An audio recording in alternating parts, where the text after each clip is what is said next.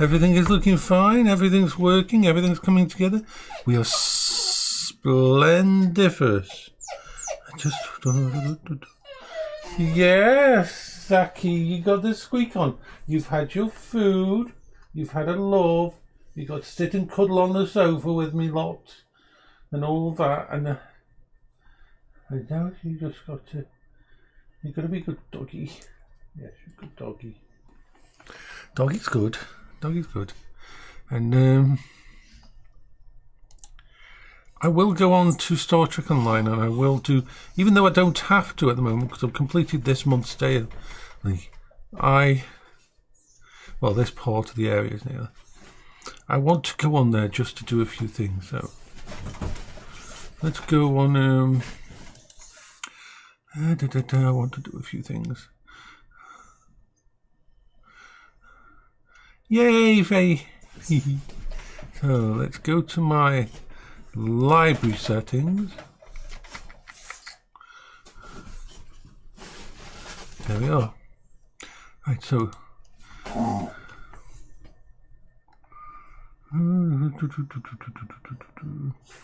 we're going to go into Star Trek Online first.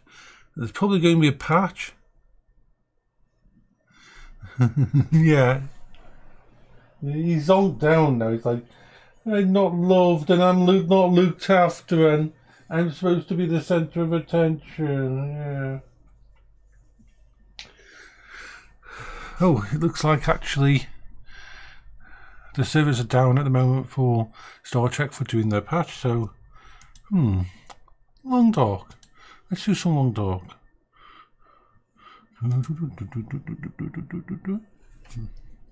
So we'll do some Long Dark and see what we can do.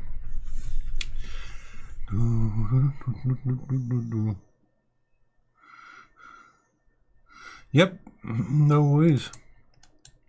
Completely understandable.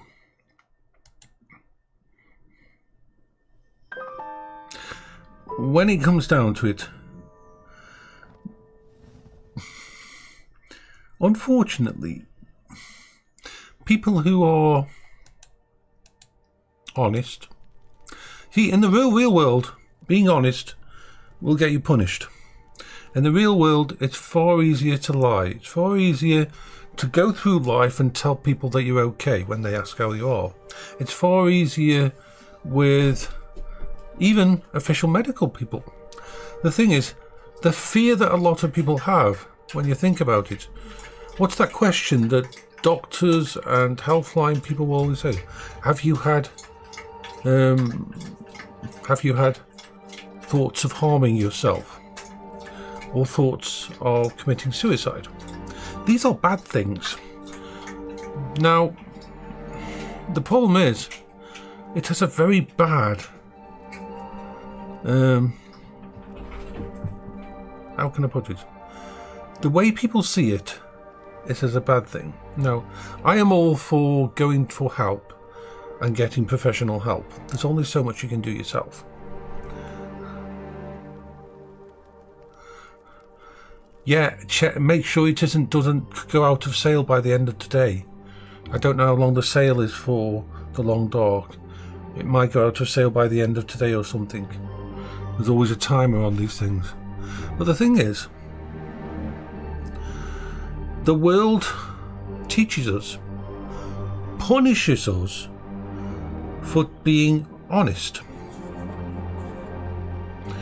It isn't just the big stuff. It isn't just what we class as lies. It's everything. You're not supposed to tell someone you like them. You're not supposed to reply quickly.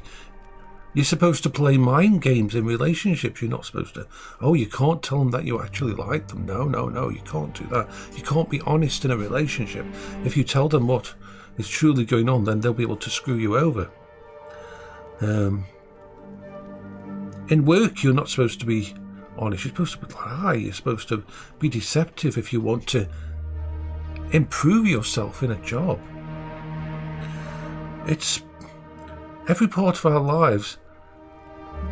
The normal people in the world, the non-autistic, non-socially challenged, what we call socially challenged people, find it so easy to lie that it literally doesn't ever occur to them not to. It's very rare for a non-autistic to not lie. It's like, you do get people who are good because they want to be good, but a lot of people will just, it'll be their go-to thing to deceive. And we're talking the whole scale of things, from little white lies all the way up to the big stuff. Everything from pretending you like something because you don't want to hurt someone's feelings. Yeah.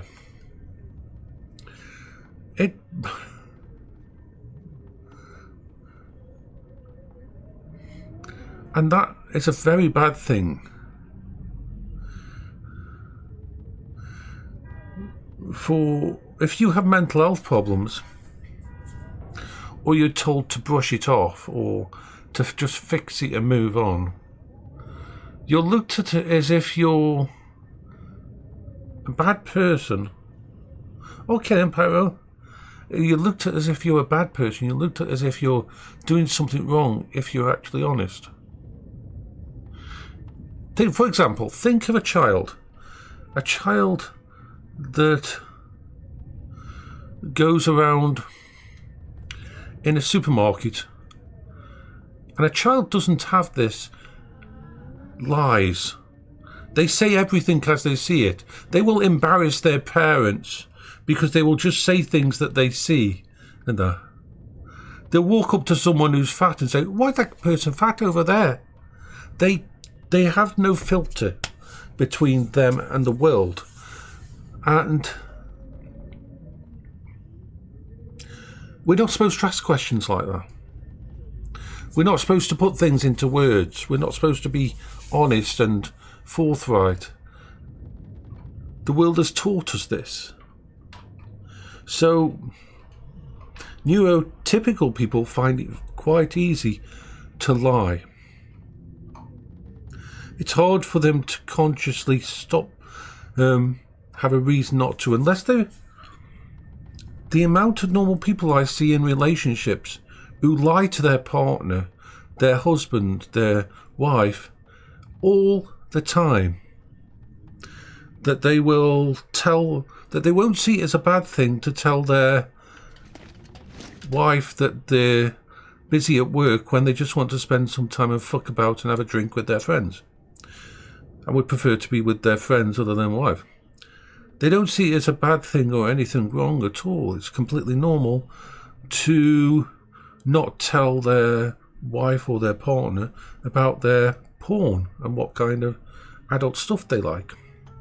They don't see a problem at all with all these little layers of deception that are built up in our brains and as the norm of society. Oh, there's a time and a place to tell the truth. And it's just... It's sad. It is actually sad because the people that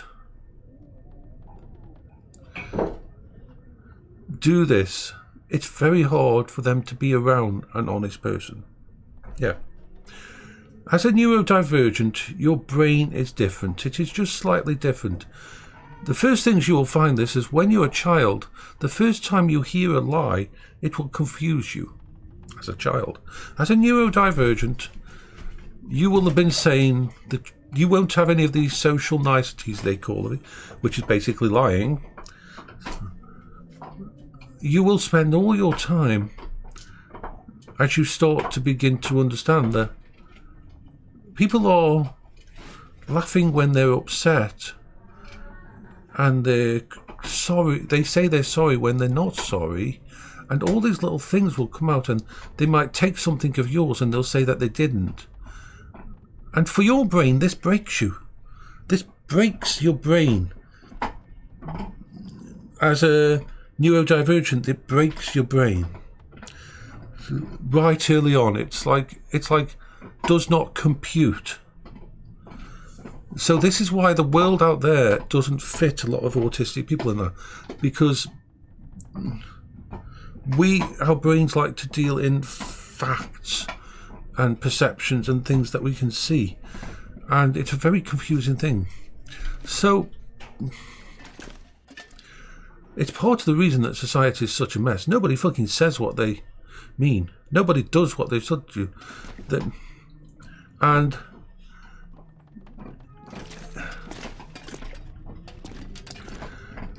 how can I put it even better?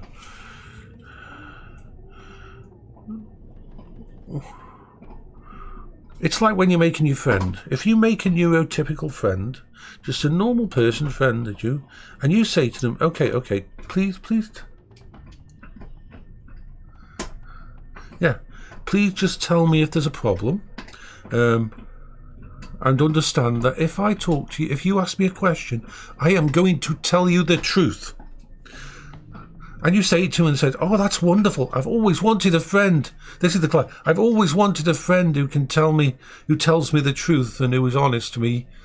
I'm going to value that. That's going to be wonderful, isn't it?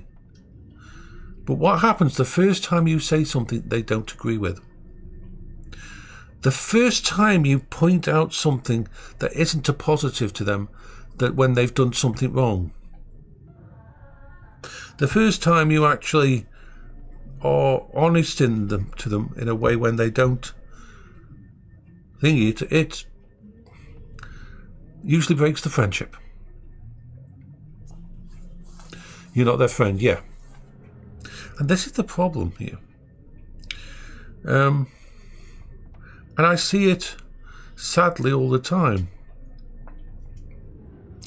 Because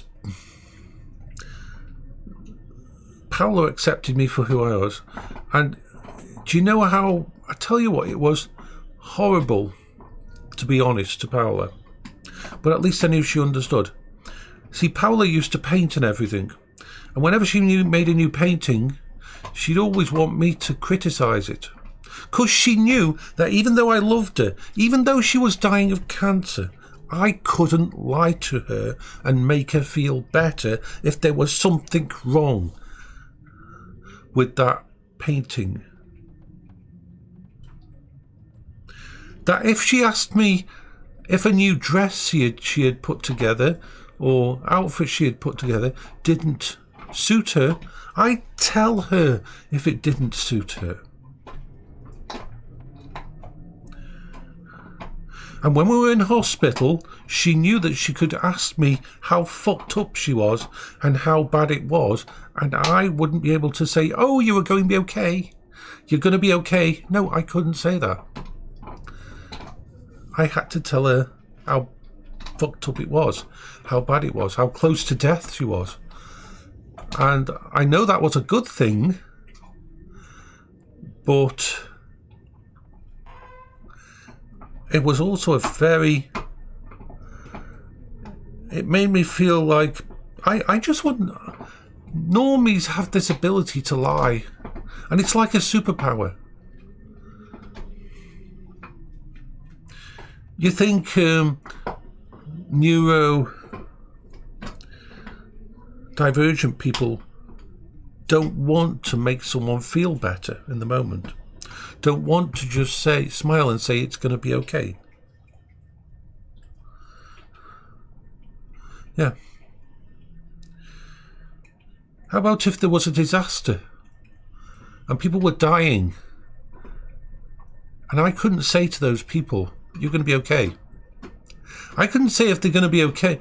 If one of my friends in a bad situation, I can't tell them that it's going to be okay unless I actually factually know it's going to be okay. And that sucks sometimes. It really sucks.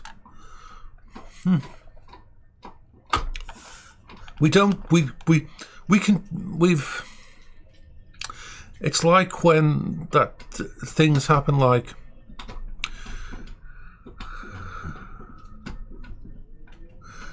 that long time ago when someone accessed my channel and started harassing me and found out my address, and they came onto my stream one day a few years ago.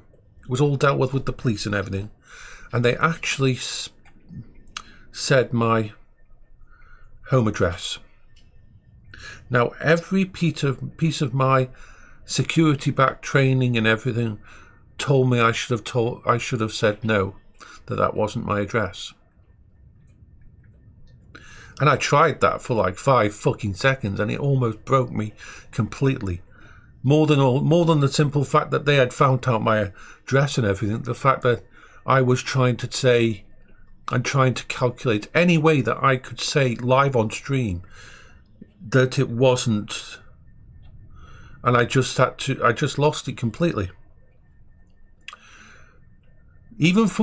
I can't lie for my own benefit, let alone if I've got a problem, if I've got an illness, if I've got an issue with me, I can't keep that from myself so I can get a good night's sleep.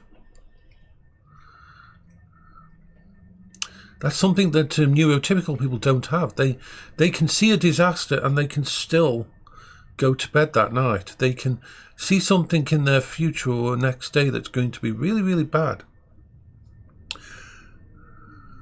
Unless neurodivergent people mask.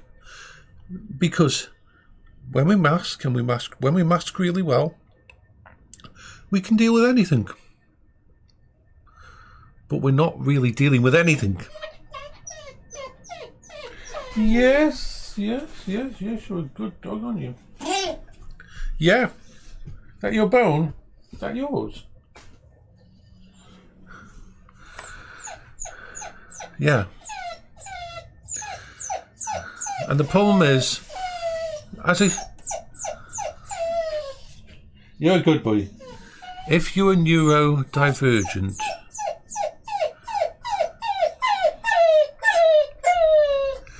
when you mask,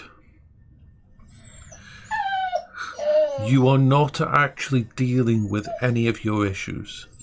It is very dangerous for a neurodivergent to mask and try to create this barrier, because at some point in time that barrier will fail. Usually in your 20s, 30s it starts to fail. It's easier at school, it's easier to start with, because it gives you a way to deal with all the crap, and you see it as such a bonus to have this shell, this alternate personality. But as you age, as you go through, you will get to the point where it crumbles. It starts to fracture, it starts to break, depending on situations and so on. And you don't. And because you haven't dealt with all of those things that you've been masking and just have kept on this barrier and just thinking all your life, it all comes crashing in at the same time. Yeah. And that's the point when most neurotypicals basically lose the ability to have anything, any kind of deception possibility at all, any kind of mask. They lose it completely, and they have to basically work through fucking everything that's gone in the entire life that they didn't actually deal with. And it's not a fun thing. It is not a fun thing. It's not a helpful thing. It makes your life you can be pretty much fucked, right? So yeah.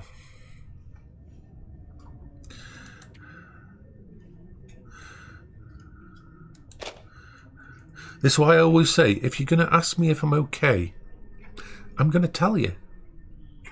And you better have 20 or 30 minutes. If something's wrong, I only do it once with a person. Yeah. Usually I get rid of it all in one go. And usually it's early in a relationship now. If I've got a new friend, it's different with you, Faye and Rob, because you've been following my channel for so long, and a lot of people who follow my channel like you, actually, they know all the basics, they know all the details, they might not know specific situations, but they know. I don't feel like I have to explain. I can say to Rob and Faye, I'm okay, because they know that if I wasn't okay, I'd tell them. If I was having a bad day, I'd say. If I let them know that I'm okay, then I know I'm just having a normal day, that nothing major's happened. But the thing is this, Yeah. A neurotypical's version of okay is, I'm having an okay day. A neurodivergence versions of okay can mean they're dealing with so much shit that day that a neurotypical couldn't handle, but to them it's just their norm. It's all the norm. It's a normal Tuesday. It's just a Tuesday. Let's put that. It's a Tuesday event. And that Tuesday event can have everything from not being able to get out of bed to having issues remembering what day it is to it's taking 3 or 4 tries to be able to remember to brush my teeth and to remember to use the bathroom and all these normal things. These are normal. These are the normal okay things. These are the normal things that a typical neurotypical person never has to deal with. Those are the ones that are okay. It's the big stuff that will make it less okay. So yeah, unless a person has really, really put some effort into it, I don't like to. How can I put it? I don't like to tell a normal person that I've just met what's going on in my life, because they will start to pity me. If you talk to a neurotypical person and you tell them the problems you're facing, they will either run away politely, they'll do it politely, they'll just ghost you basically, or they will be so shocked and traumatized by the stuff you tell them, by one little tiny bit of what you deal with, that they won't know how to act around you. And that's sad. It's a very rare person who can handle it. It's like every year, my GP, my general practitioner, health professional is wonderful. Got a wonderful GP I have, and they ring me once a year or twice a year just to do the normal health check, and they go through all the script they've got, and they'll say things like, have you had any self-harm thoughts? Have you thought about killing yourself? And I say, and I use, at that point I just laugh at them and say, that's a Tuesday for me. I just say, that's a Tuesday for me. And then I have to explain the context and get them to check the notes, that I have all my coping strategies in place, that I have all my situation in state, that yes, I do have self-harm desires, that I do have end-of-life stuff that goes on in my brain. These things still occur to me, but I have coping strategies to deal with them. And I have a phone number that I can call the crisis team. I have lots of people around me, and this is why I say to you, all of this stuff that I do is to stop the bad things happening. Neurotypical people do not understand what the bad things happening means. The bad thing happening, for example, let me give you an example of the bad things happening. Let's say I was having a bad day. I wasn't listening to my audio book like I should when I leave here, so I've got something low level to keep me going, that I, for some reason, didn't do all my coping strategies. And all of a sudden, my PTSD hit, and I had the last half hour of Paola's life. At the end of that, then, if my ADHD kicks in and says, well, you didn't save her, you failed her, she died and you're alive, then that will kick in my bipolar, which will kick in a deep, dark depression, fueled by the ADHD, which won't let go of this actual particular thought. And then them two start working on each other and making it worse and worse and worse. And my brain can quite easily spiral into a deep, deep, worst case scenario depression, where your ability to tell the difference between reality and fiction goes out the ass. Yeah. That is a bad things happen situation. But I have massive amounts of plans and coping strategies and technology, and I leverage my affinity I acknowledge all of it that's there, because you have to acknowledge it. You can't say that it's not there.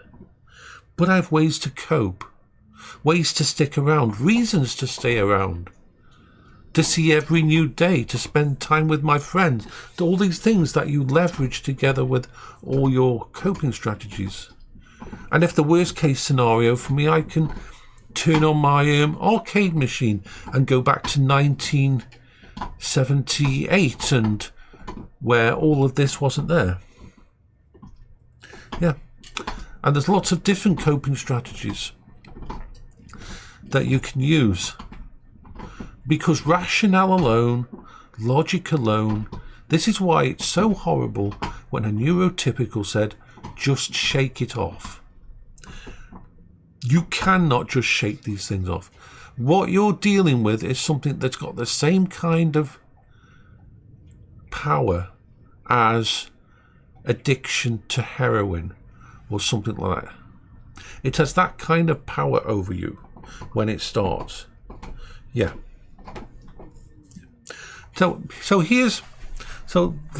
Let's go through some different ones. Well, I am going to actually do something on here. Let's have some drinkies and eaties and go.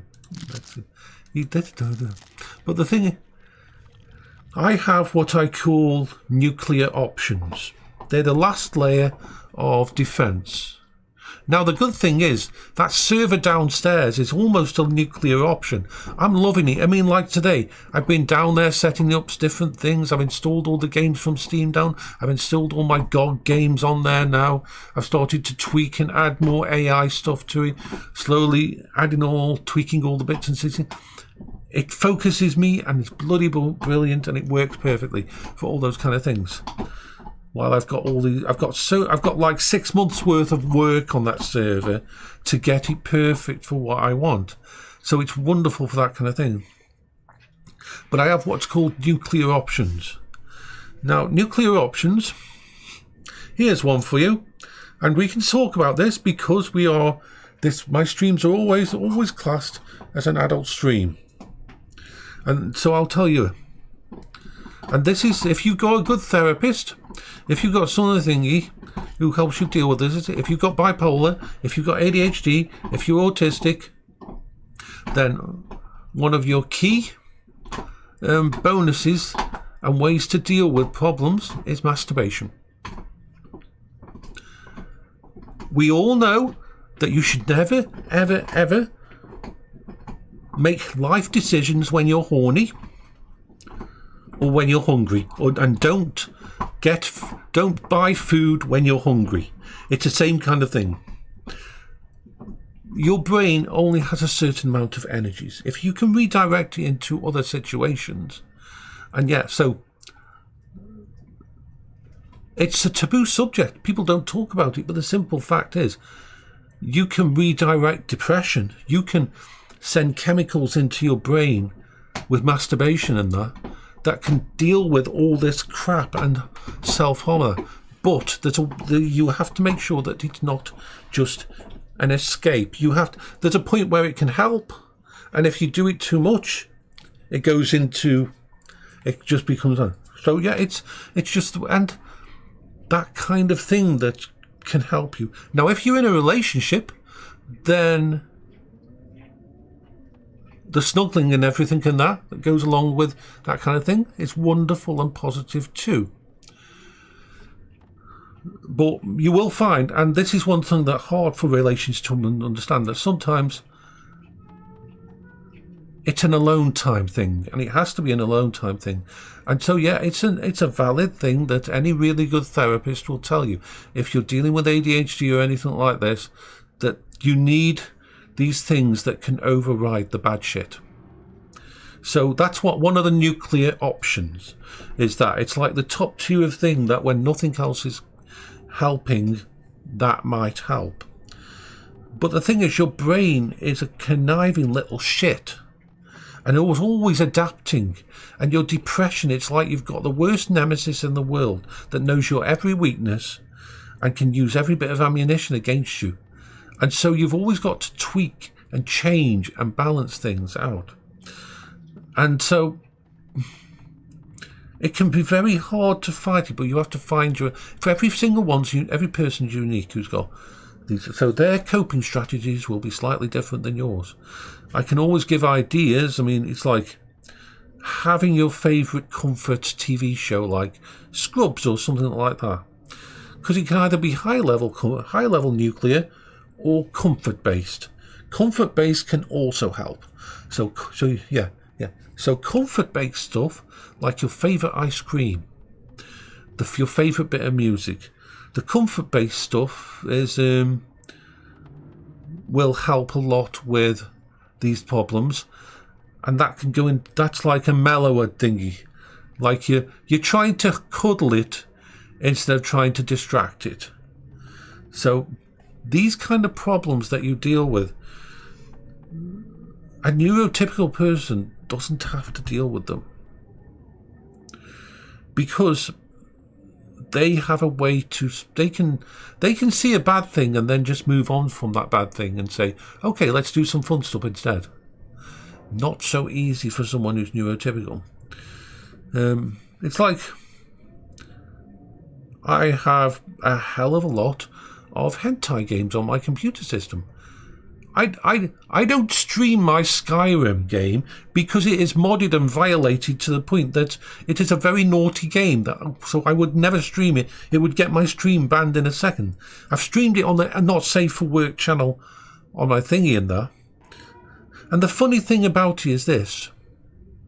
When it comes to Skyrim, I refuse to play Skyrim without all the adult mods now, because to me, the adult mods make it more realistic. First of all, Skyrim, who are you? You're the Dragonborn. How exactly did that fucking happen? Did your mother have sex with a dragon? There is mods out there that explore it. That actually explore that side of the thing. Why not? And once you go down that road of, okay, so humans and dragons, how would that happen? How could they get together? Well, let's think about it then. So if that can happen, so this must be magic. This definitely must be magic. We've got just classics because it's magic. So does that mean that you can have sex with a tiger and have baby with stars? Well, where's the limit? Is there any limit? Well, modders are horny bastards. There is no limit. There is no fucking limit. And then of course you've got all the bandits and everything in there. And then you've got all the non-consensual stuff. And the thing is this. If you've got a feudal, old style, medieval style world, is it less realistic to not have rape? Or more realistic to have rape? Would there not be bandits? Would there not be slavery? Would there not be cults and cannibals and everything else? So as people can attest who have watched me play my adult version of Skyrim, I don't play it to have sex or anything like that. Most of the time I play a female in that, and I play it as basically, I go around killing every fucking guy who even looks at me wrongly. I basically annihilate the entire game and make myself stronger because my character, as a female in those, doesn't want to be raped, doesn't want to be thingy. So she's always distrusts everyone and will go out of her way to, if anybody's nice to her, she'll just think they're trying to go into her panties and kill them. And she's really sick and is not a nice person.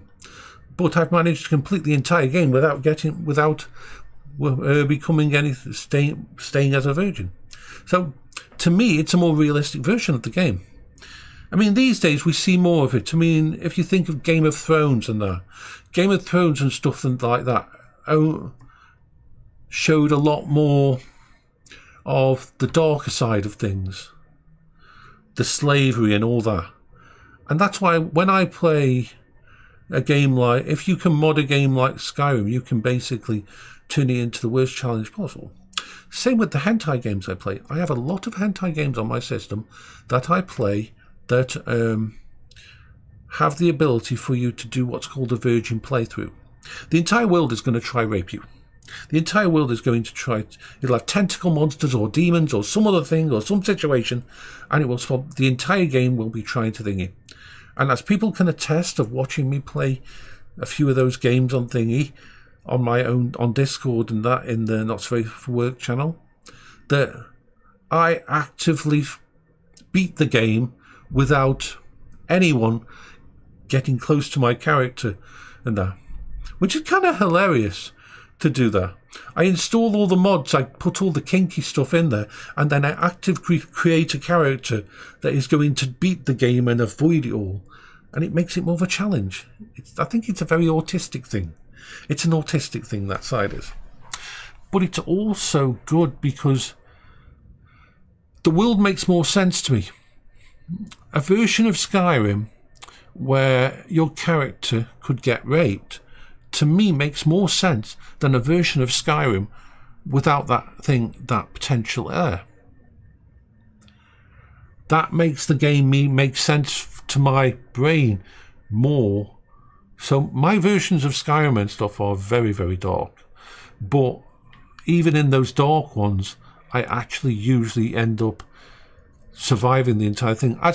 I did play one playthrough. I played one playthrough where I was really pragmatic, and I thought, okay. And basically I role-played this female character who, her idea was that the reason she wasn't going to have sex with anyone was because they were too weak. Her plan was that she was going to mate with a dragon because she wanted a dragon companion. So she wasn't going to give herself to anyone other than a dragon because she actually wanted a cool dragon to fly. And the good thing is there was mods out there that allowed that, so I could roleplay the character that basically looked down on everybody in the entire of Skyrim except for the dragons because they were the most powerful thing. And so, yeah, I did that playthrough once. I mean, I wish the world wasn't such a prude when it comes to this. This is the sad thing about America. In America, you can show videos of guns and violence and that at a young age, but you can't show a woman's body or a man's body. One of them is taboo. And to me, they've got the wrong thing taboo. Killing someone should be more taboo than a beautiful making love and all that shouldn't be the taboo. So it's always been thinking, this is a wonderful thing. This is the good thing about me. I don't care about the algorithm or anything when it comes to this is what I do here, because I know there will be stuff I talk about that will mean that the algorithm will not know where to put me and will to drop my theme. But that's the whole point. Being able to, for someone dealing with mental health issues, sometimes those kind of things can really help you cope. So it's all about finding things that your brain can grab onto and get you through.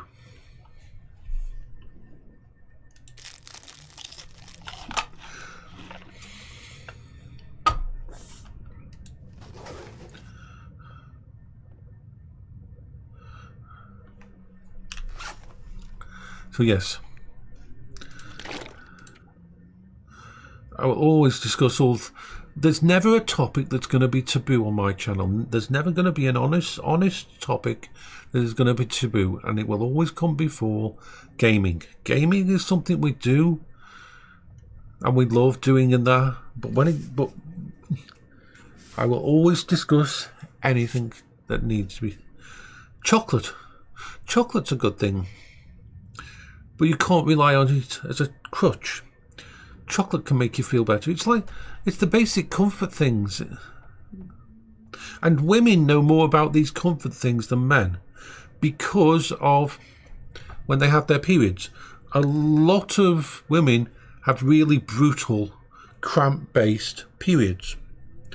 and they have sets of coping strategies to deal with it. There are certain things that make them feel better. Their favourite ice creams, they might want to just, yeah. All these kind of things, is you have to have those. So women know more about dealing with pain than men. Women will always know more about dealing with pain than men, because of what the simple act that they have to deal with childbirth, and they have to deal with bloody once a month their body's going to fucking feel like shit, and they're going to have some of the most horrible cramps and pains that you can possibly get. Yeah.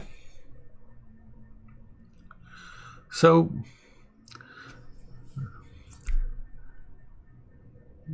once again, we've got this weird.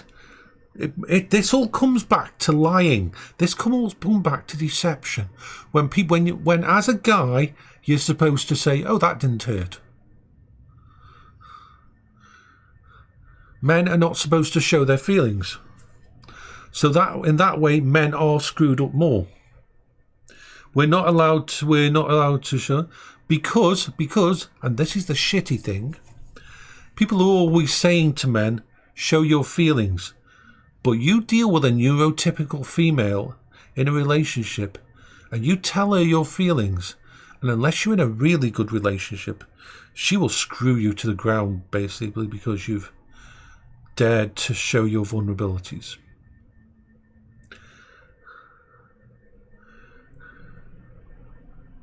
Women like the idea of seeing the man as a rock, and they will trash them. They will trash men that do open up to them. It is a known thing, sadly. A lot of men, when they do open up, get completely trashed by their partner for opening up. And that sucks, because it all adds to this deceptive nature. It all motivates people to lie more. The world would not be in as bad a problem as it is now if people didn't lie. The world needs a lot more fucking honesty.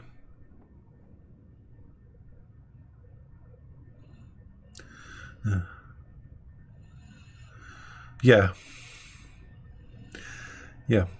I've always said I would rather have an enemy that was a man than a woman.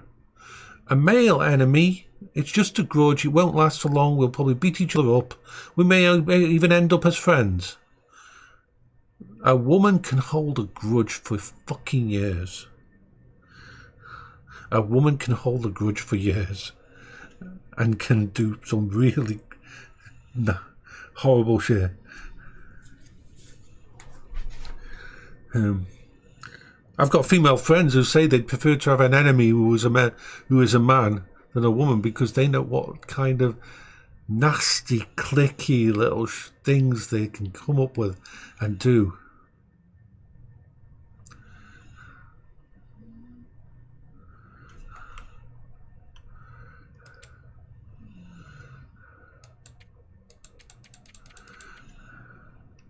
Oh yeah.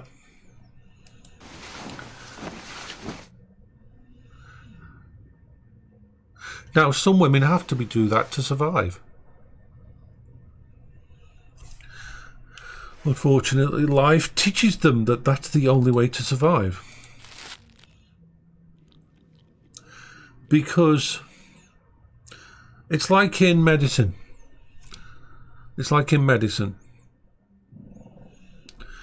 Females in medicine have to always have an armoured skin. They can't ever be vulnerable. You ever have a female CEO and they'll be called bitches to their backs. They'll be called nasty, they'll be called horrible names, because they have to be cold. They have to be strong, because if they don't, then their own friends will take them down, and the men will see them as weak. Oh, is it that time of the month? Is that why you're getting so upset about this situation?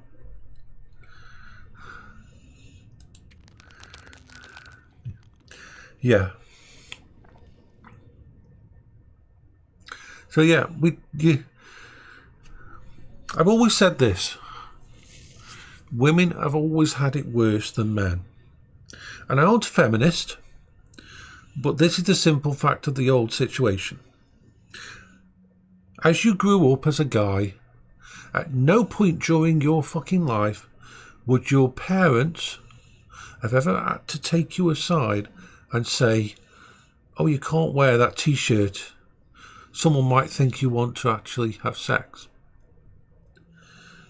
There's an age that every girl gets to as she grows up, where she learns that her favourite skirt, her favourite top, her favourite outfit, no matter how nice it makes her feel, if she goes out in that, certain groups of men, thankfully a minority, but certain group of men will basically see you as asking for it. A man never goes through that. As you grow up as a guy, you can wear the tightest shorts. You don't even have to have a t-shirt. You can go bare-chested. You can go out and play in that and do stuff in that. And you never ever have to think about the fact that the outfit you wear, someone out there will think you're begging for it. Women deal with that all the time. And it doesn't stop. It gets to the point that a woman who is nice to you at work, they're just being nice to you, but your brain might say, oh, does she want to have sex? Women have to be so fucking careful when it comes to all of this, and they have to be taught this as they grow up. This is why it's so hard for women to go out on their own. A guy can go to a pub on their own. A guy can go to a nightclub on their own without any problem. Yeah. Without any problems, without any having to consciously worry. A woman can't do that. Now, yes, there is the rare women who do the same to men. Yeah. That is the side of equality that still needs to be dealt with.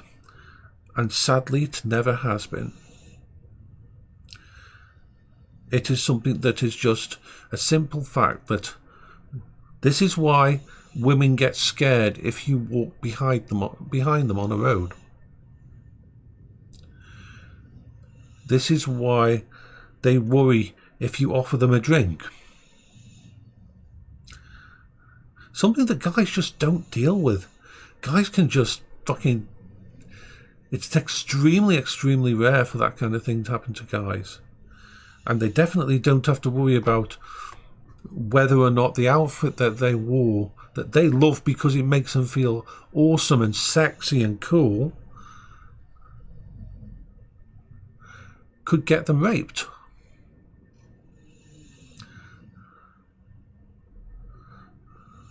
It's very hard for a guy there's certain groups of guys to understand that group of women, they've gone out together and they all look awesome and beautiful, and they're wearing their nicest clothes and their outfits for dancing in and everything and that.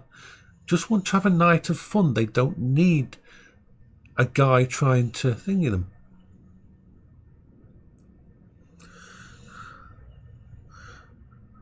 Yeah.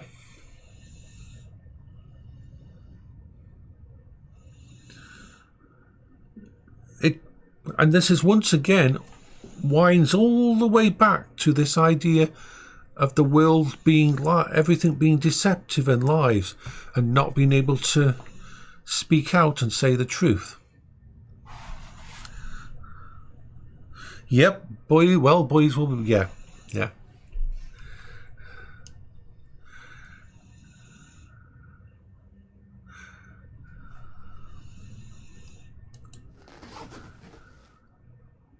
Men can be sexually harassed. Men can that can happen, and it happens more than thingy, but never to the, yeah. You dared to wear tight jeans because you liked them. They were your favourite jeans, and it's your fault. It's like, fuck. Yeah, it's totally bullshit. It's really screwed up.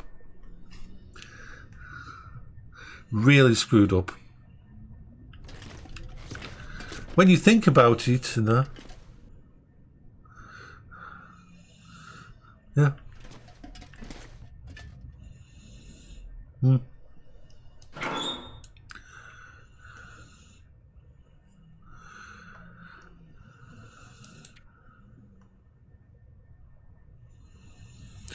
It's really, it's another part of the world lying.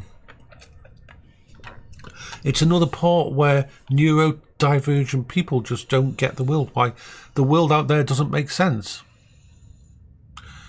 All of these things compound on top. Every single part of the world you look at has a deception, a lie. The bad guys get rewarded, the good guys get punished. None of it makes sense. And unlike a neurotypical, where they can just brush it off and ignore it, a neurodivergent finds it very hard to actually, once they know about it, it's very hard for them to live in that world.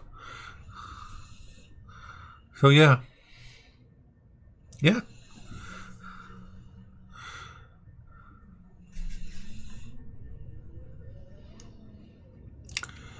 Oh, let's put away some stuff.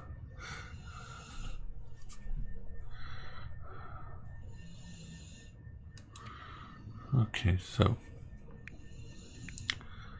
let's see, what do we got?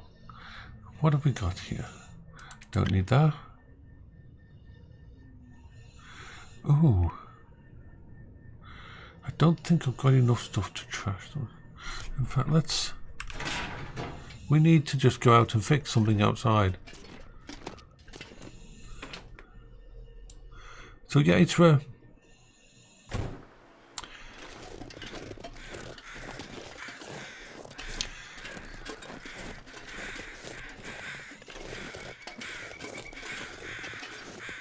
this is part of the transmitter quest where you have to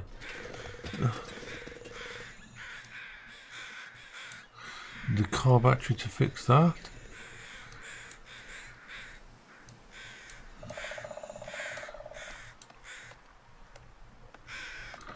I can refuse them. We fix that bit.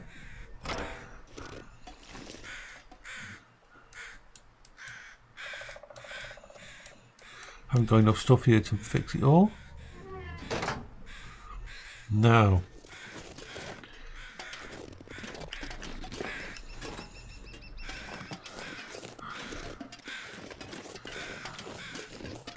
We are going to go this way.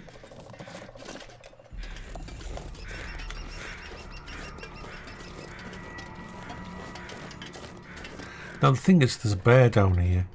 There's a bear down here.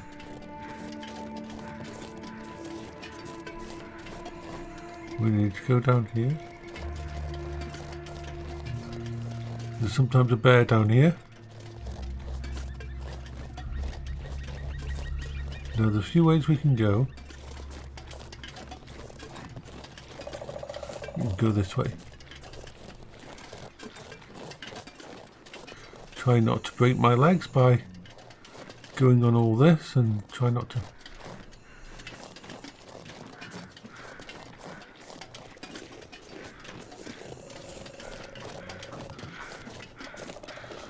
There's the rope place. Got the birdies here. Now let's look over here because there might be a bear down there. I don't want to drop down here. Look at that view. That is gorgeous. That is a gorgeous view. That's beautiful.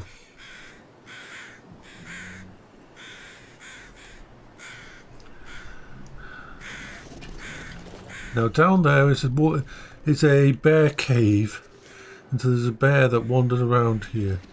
So I've got to go down here. Just the bear isn't down below me, so okay. I'm going to go around it.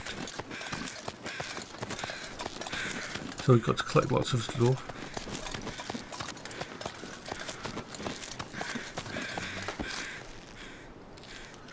I'm not gonna do that because I need to get away from the bear. Okay, you're gonna away from the beary thing. Bye bye for now.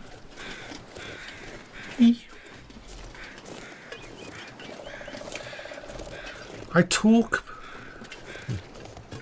Okay, I talk about all these things, and I upload these vlogs and that because to help neurotypical people to understand what it's like for neurodivergent, and to help neurodivergent people to know that they're not alone, to maybe give them some new ideas or help them with their...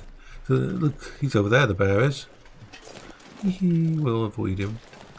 So that, because one of the things about being neurotypical is you find you guilt trip yourself. All this stuff that you have to do to try and survive. And when you look outside and you see people being able to do so much and to deal with everything, why can they do that and I can't? Am I doing something wrong? And so I'm going to keep an eye on that bear. As you saw from the last time, bears are far worse than wolves. Wolves you can at least deal with if you've got some kind of equipment. Bears, you're going to have issues.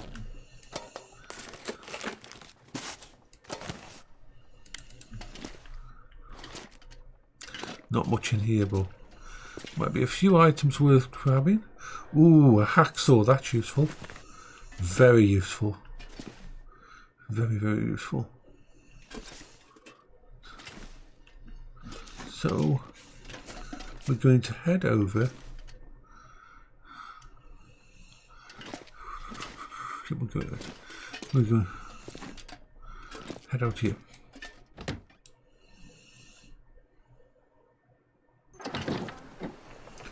Make sure that where's that bear now? He's probably wandering somewhere, but we're going to go this way. We're going to go straight for the house. The farmstead. I used to use this as one of my main home bases. First time I ever came to this place, I stayed here for too long and run out of fuel before I could get to anywhere else. But yeah, I don't do all this talking about it to say, oh, look at us, we're special. No, it's so that we have a level playing field. It's so that neurotypical people understand that things that they do that are so easy to them, and it's not their fault if they think, well, I can do this. We'll go by our own experiences. I don't blame neurotypical people when they are, because this is just the way it is. But if sometimes you can, if it's a good person, if it's someone who's willing to listen, oh, wonderful, I've now got a pry bar. I can now pry bar stuff. I can pry things. Hee.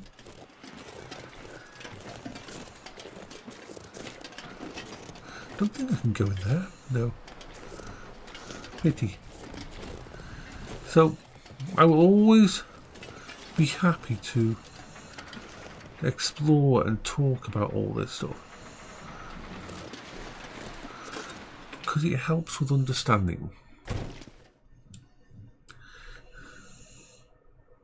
Okay, so I'm going to put this on.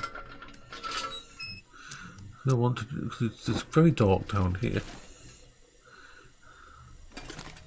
So go up to here.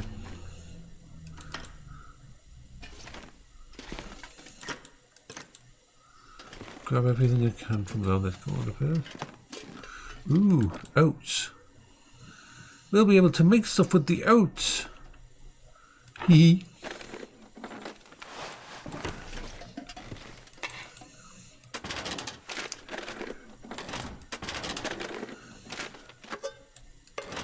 And if anybody has any questions, always feel free to ask. And if you need advice, I can't say that I'd be able to solve. Because when it comes to, especially, everybody's unique when it comes to mental health. But I will always try to help. I will always try to help. No. And if I think you're fucked, I'll tell you that you're fucked. Ooh, yes, take that.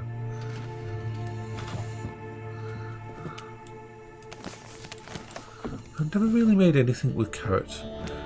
Oh, potatoes are good though. Might be able to make something with these. Move them all over to the right place. And let's...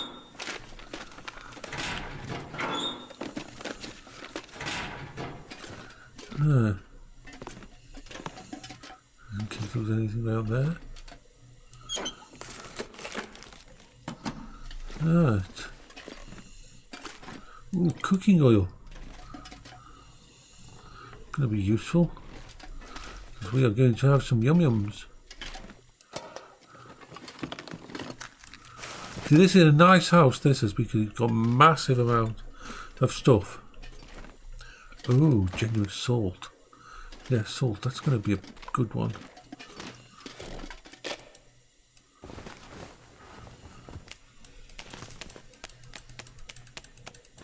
Oh yeah, we've got stuff. We're overloaded now. That's okay, because I know where all this stuff's going to go. Ooh, another one of those. I know I'm overloaded and I'm still picking stuff up. I can't stop it. Let's put that away. I don't want to waste it. Should be okay, actually. We'll leave the basement and go into the main house. Alright, so. Oh. This is my kitchen. Ooh, another one of those. That'll be useful.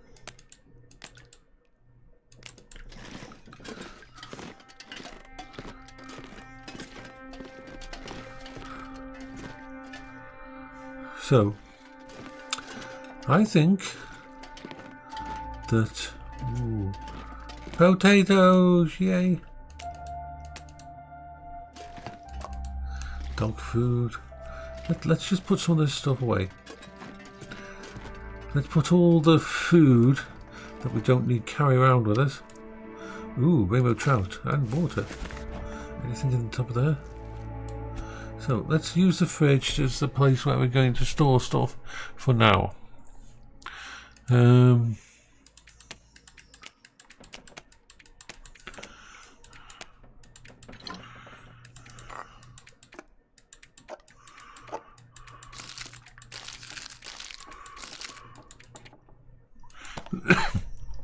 Doesn't do any harm to put all these away. Of course, I'll be cooking these later. Hopefully.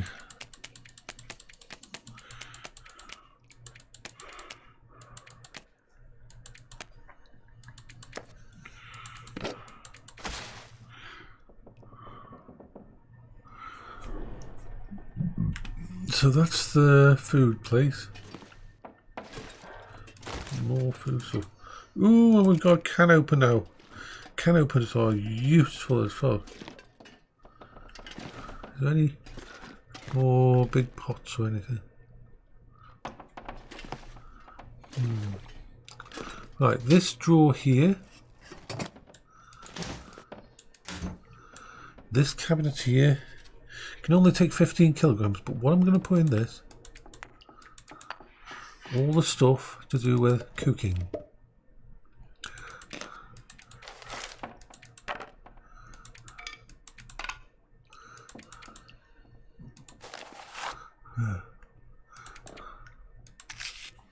So we've got all that stuff there. So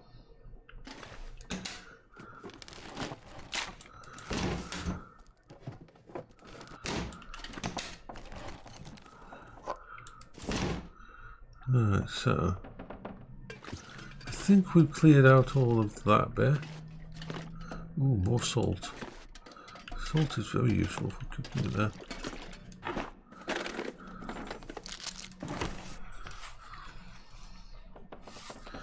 Right, so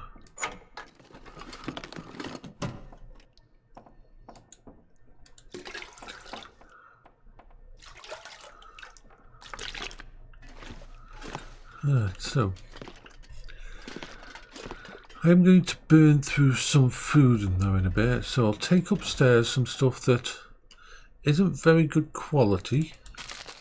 I prefer to eat the stuff that isn't very good quality to start with. So we want everything that's, say, not looking too healthy, like that, like that, like that, and that. Well, those will be cooked. So, alright, so we'll go here.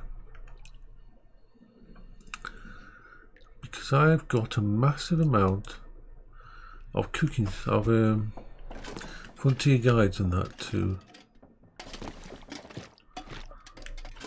So what we want to do is have a good look around here.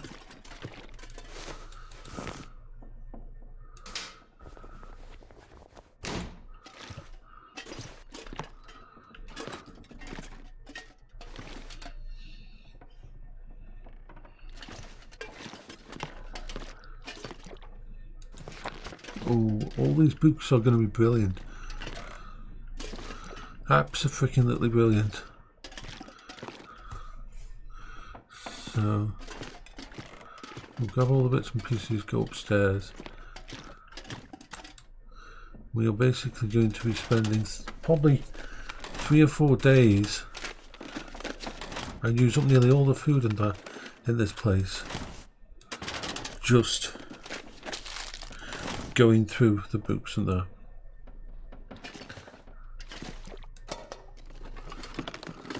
So I don't have to carry the books with me from that point on. So we're going to empty this entire place.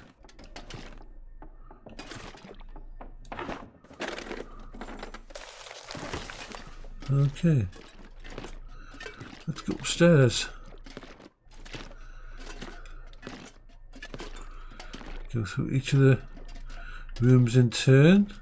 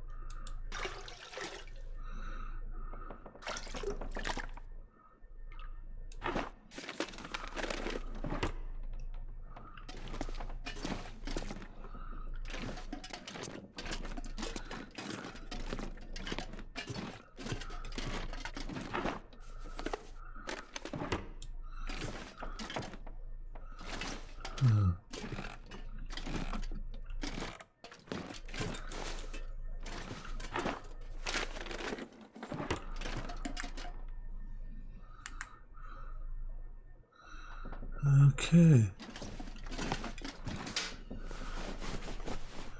It's a lovely place to live, this house is. I don't usually settle here, but this is a lovely place to live.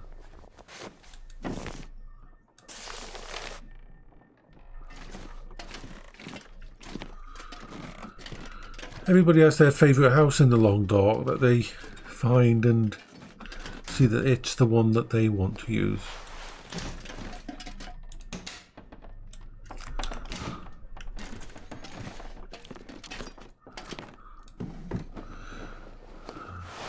Ooh. Now that's amazing. Still need to find many trousers that are really good.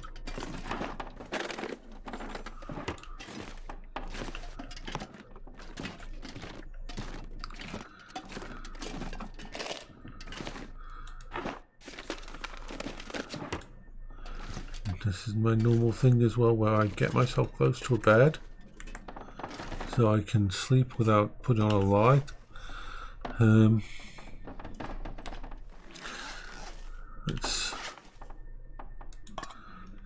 eat and drink.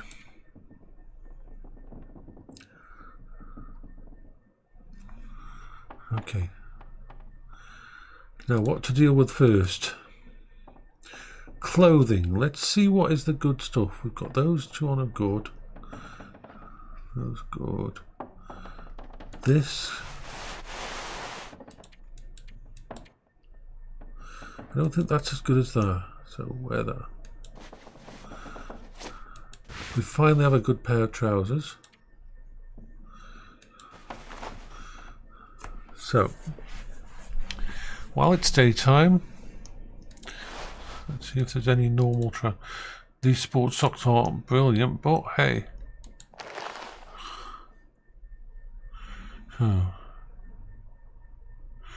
So first of all, let's actions.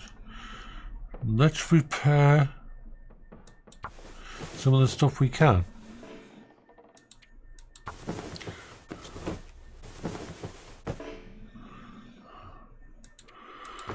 When you've got a low ability.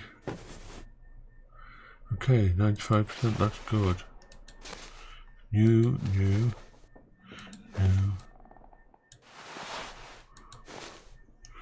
I'm going to adjust actions, repair.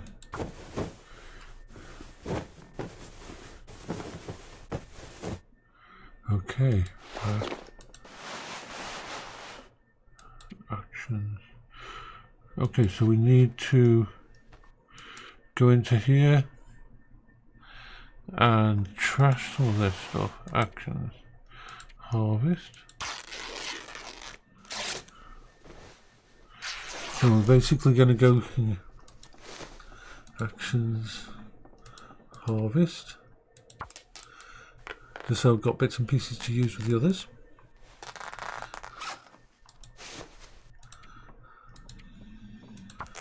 So we're building up our clothing to be better.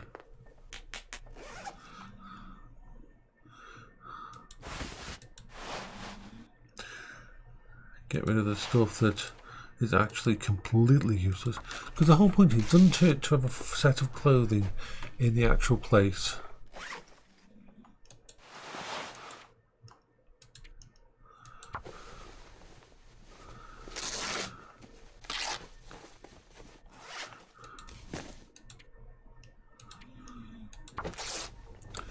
So I just get rid of the ones that there's no use of keeping.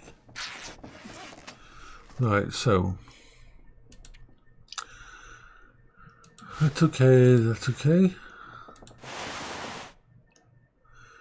You're the one that needs repairing. This is going to be quite hard to repair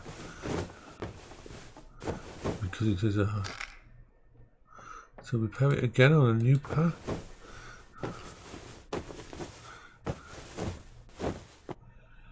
Brilliant. If we can do one more before it gets too dark. Brilliant. That's one of the better pieces of clothing that you can get.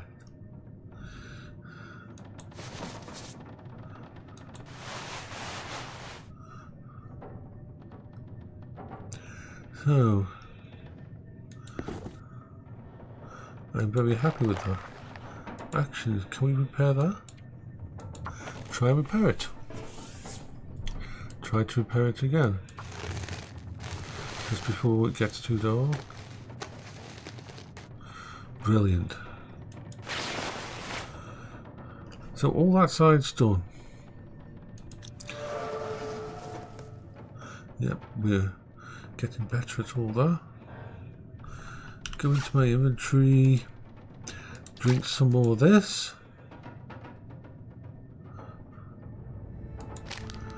Eat some of this. Get health up to max because we're going to be standing by this bed for a few days.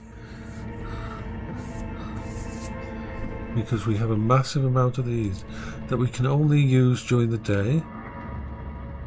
So first things first. Actions. Clean it.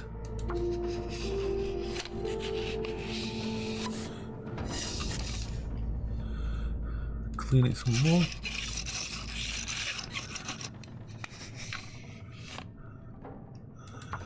It's going to take a lot to repair this one.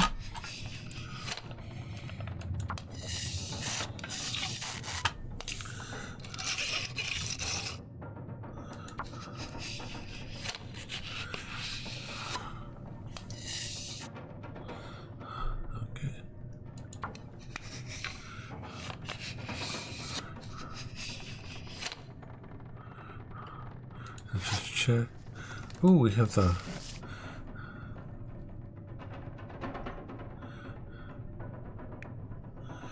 Oh, we've got. We're going through a lot of these. These kitchen ones are going to be good. Got that at max. That's at max. I'm really happy about all this.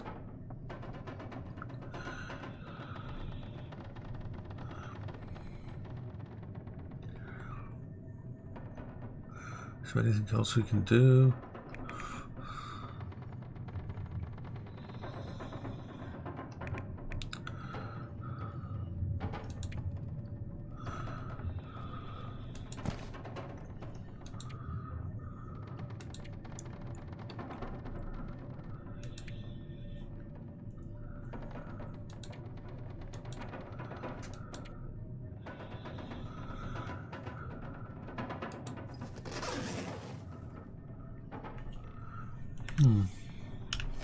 So we may as well repair the last little bit of this. Clean it. Don't want it jamming while we're out there. That would be a bad thing.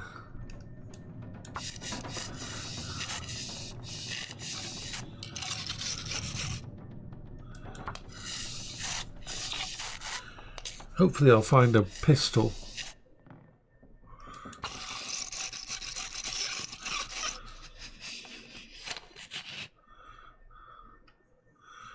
Cleaning that last 1%.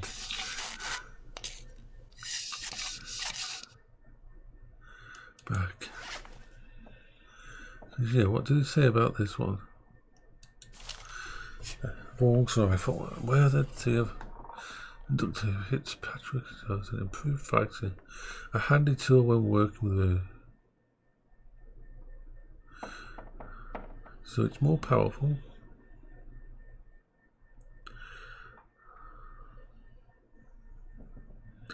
Yeah, so we're good. We've got 10 rounds in there and we've got 9 rounds.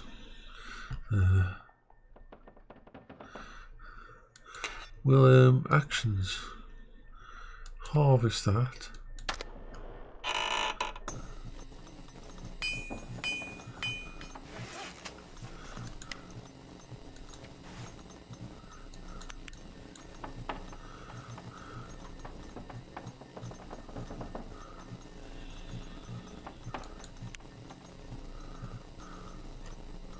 So we can use a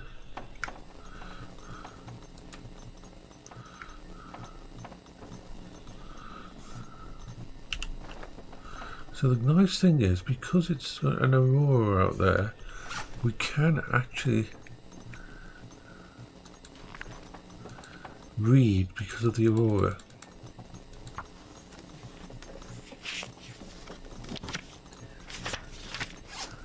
Oh, completely did that. Let's drink.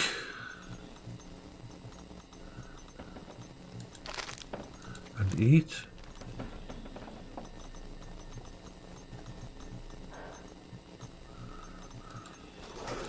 What do we need to get some sleep?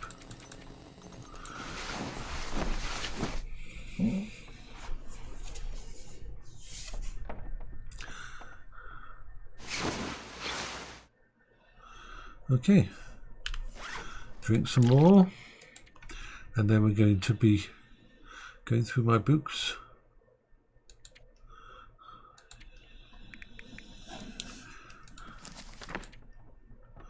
Another 5 hours on that.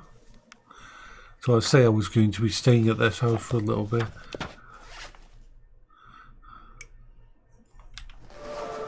Cooking novice, yes, that's was better to do that before. So now, fishing, use 5 hours.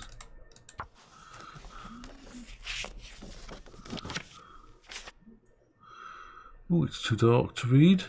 Back. So, drink. So we're slowly going through our stuff here.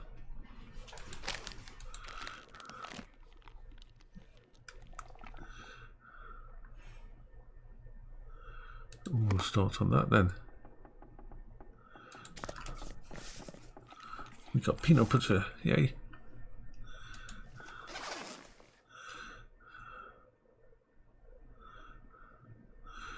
So, it's too dark to do anything except let's have a rest for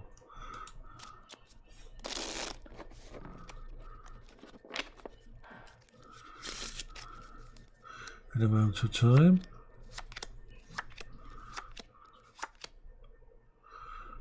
Okay.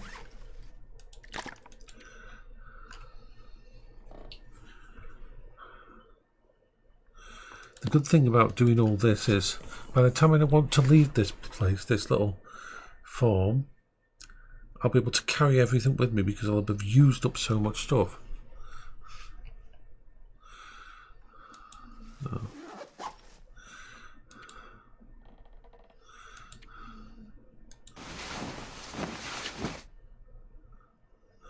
Probably needed to sleep more than 2 hours.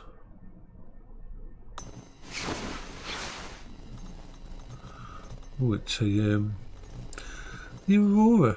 Awesome. Which means we can continue going through our books.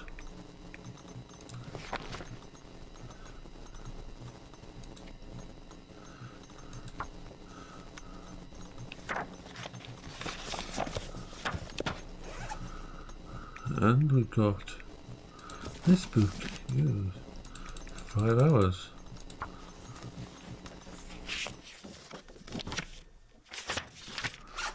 There we are. And here we are, burning through more drink and more food.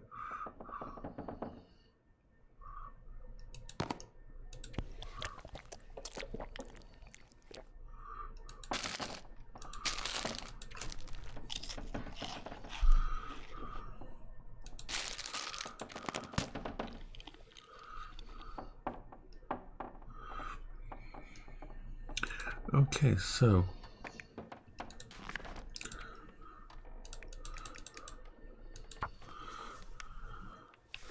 do that bit.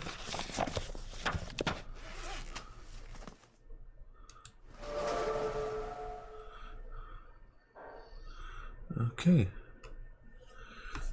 Bye.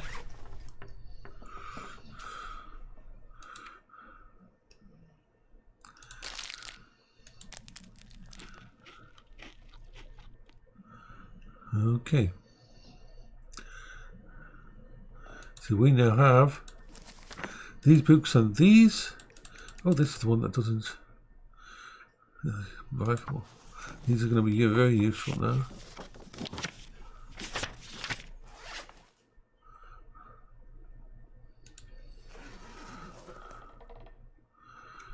We need to drink.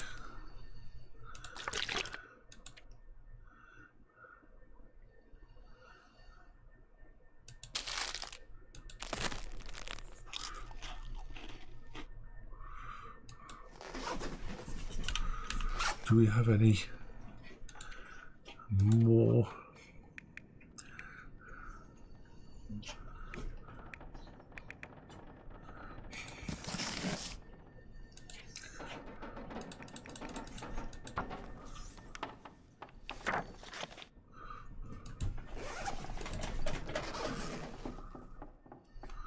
Get some more water in me. This is why I was carrying so much water, because I knew I'd go through a lot of water just burning through all this stuff.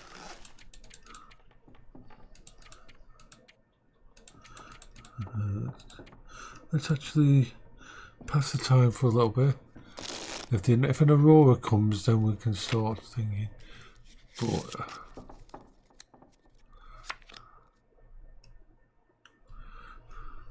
that's a good enough plenty to just have a good sleep until the morning.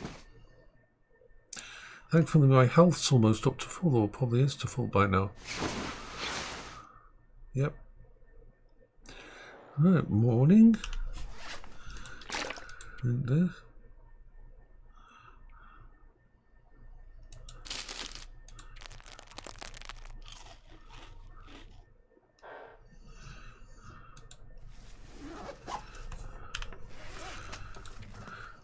So, use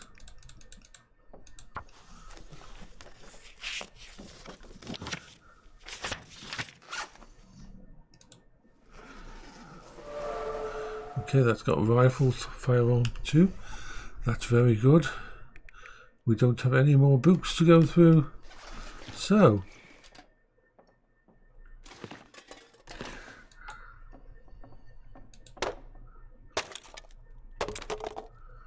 I'm going to need quite a bit of stuff because I'm going to cook some stuff. Off we go. Down the stairs. Now, this is the cupboard I always put all my clothing in that I don't need. Don't need, but could be useful.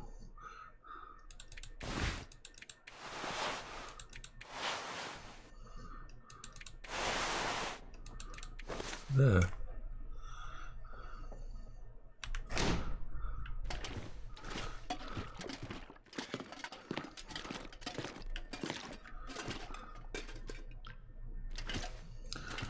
Cooking pot is useful.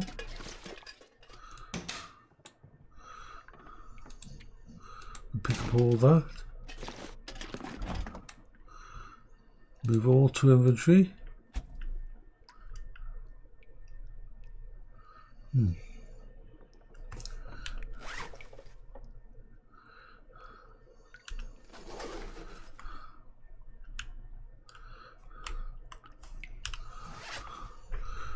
I'm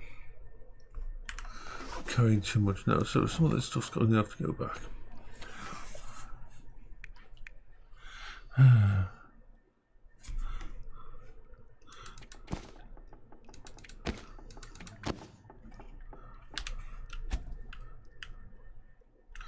Can't move at the moment. Hello there, Brendan. Let's see if I can put away.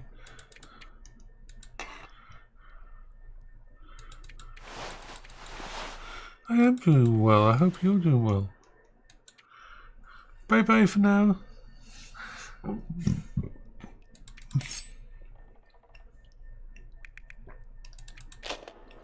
Just got to drop this just below. No,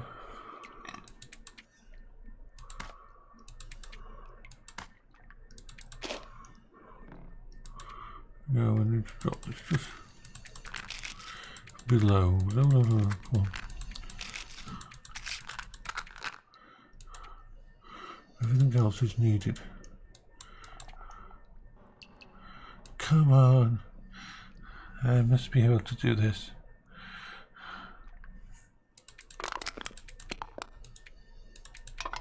Perfect. That's just enough that I should be able to move. Just move so slow to here. And let's start a fire.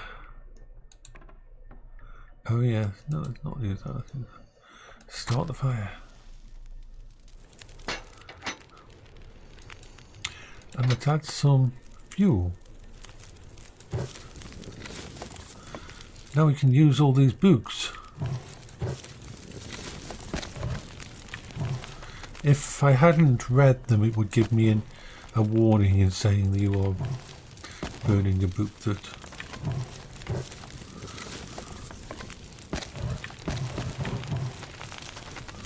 we'll put those there for now. So, water, we're going to first of all use this one to do some water because we're going to always need water, so cook that one. And then we're going to place the griddle, well, skin it, and we're going to see what we can cook. Ooh, we can make banox. Cook potatoes. Oh, so banox are actually useful. Let's cook that.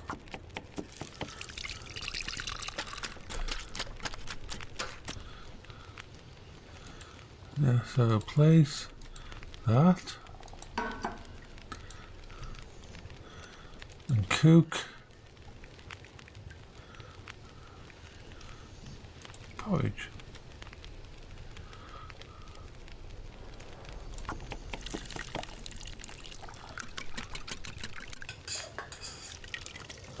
Now we can place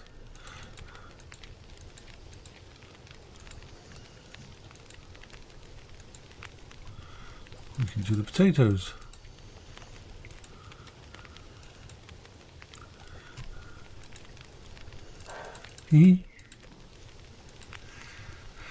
There, we're good. 17 minutes, 11 minutes, 56 minutes. So it looks like the porridge is going to be done first.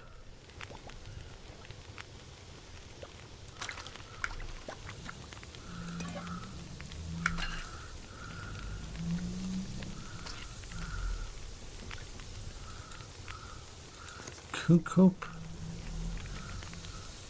another load of those. It all gives me experience while I'm doing this.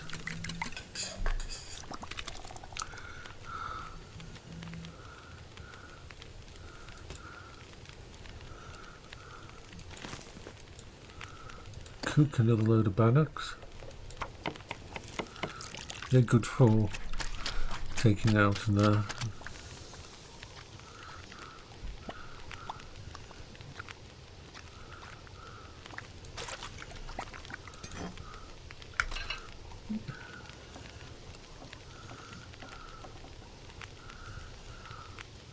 we are.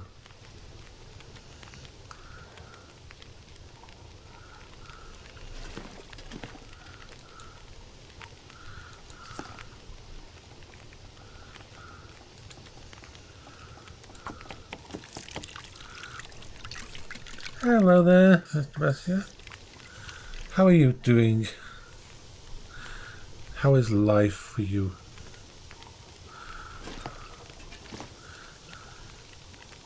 Living is a good thing. It's better than the alternative. Right, so these ones 40 minutes ago.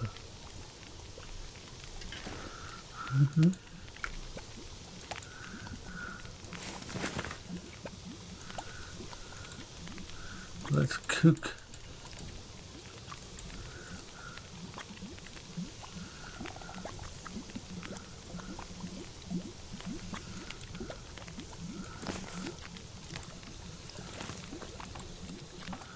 Put another load of these potatoes. Let's get all the potatoes done.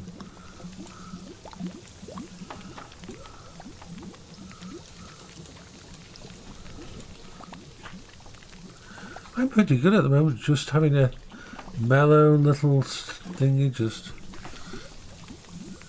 chatting to a few people who come on and enjoying myself, doing my bits and pieces. Oh yeah, we'll take that. Cook another load of bannocks on.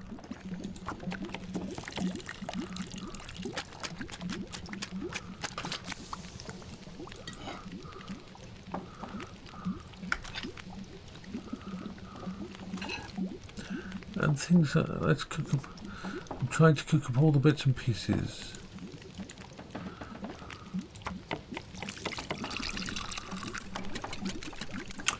Make sure I've got lots of stuff with me. Oh. Drink it, grab all that. Put another load out. So let's put another load of water on there. 32 minutes already. So, oh, okay. I love this game.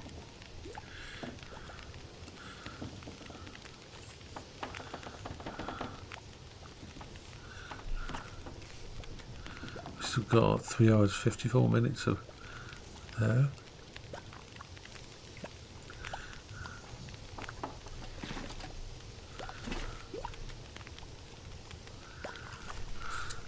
And we're just doing the splendiferous things of messing about and tweaking things. I've been setting up a server downstairs all morning, and I've still got to do a load, I think about 3 days work on the server before it's at the point where I want it to be. But we'll see how it goes.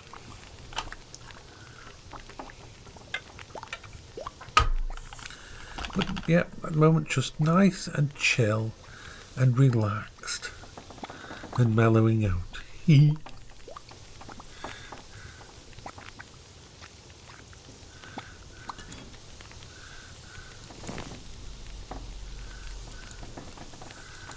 up another load of porridge.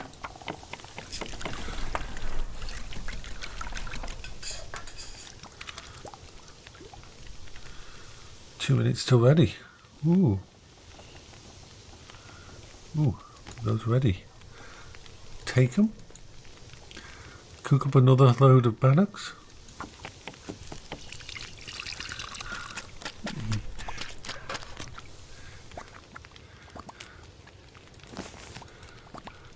Place another potato. We've got quite a few potatoes.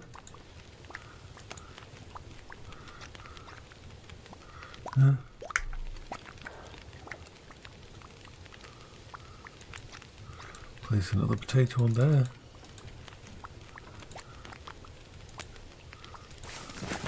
We're going to have lots of food. And then I can choose which food to take with me and which to leave here. Porridge. Take it. Cook up another load of porridge.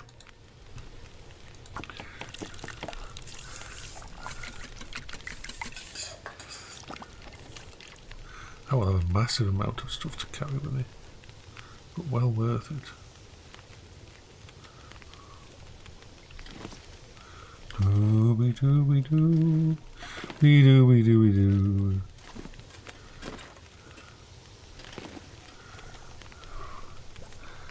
Blue moon, I saw you standing alone, without a dream in your heart, without a love of your own. Cookies, cookies, come on. 8 minutes to ready, 8 minutes to ready. Don't want to wait, don't want to wait. But let's just check this. Ooh, I've got something that I should cook up. There is something in here I should cook up. Let's see. The bannocks are going to be ready.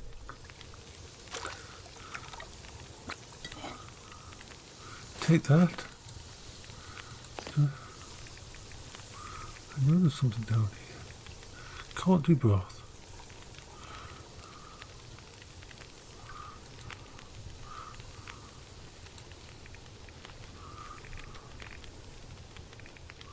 Nothing on there I can do.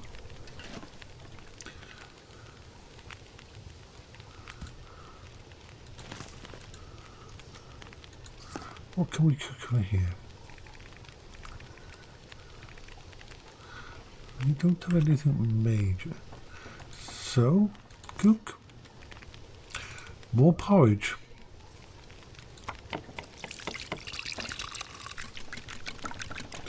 We've been cooking the entire day. Do some more bannocks because having an over amount of food is a good thing. It's all giving me XP.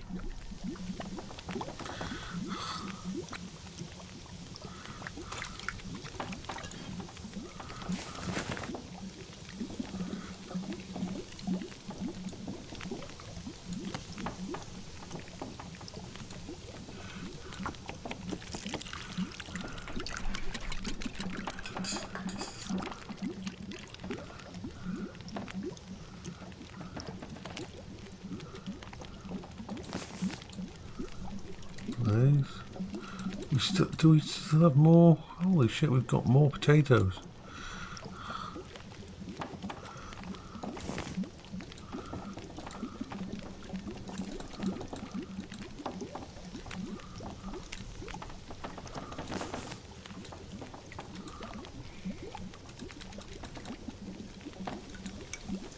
I'm going to be cooking potatoes for a while. How are we doing for this? Don't know whether we need to add any more fuel. Fuel for the fire. We are happy like a fish in the sea. Doo-dah, doo-dah. We are happy like a fish in the sea. Oh, doo-dah-day.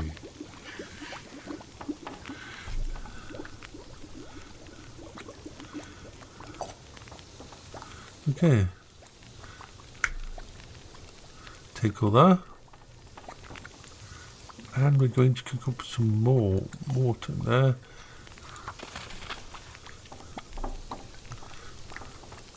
Two minutes till ready, 1 minute till ready. Okay, so my idea is simple.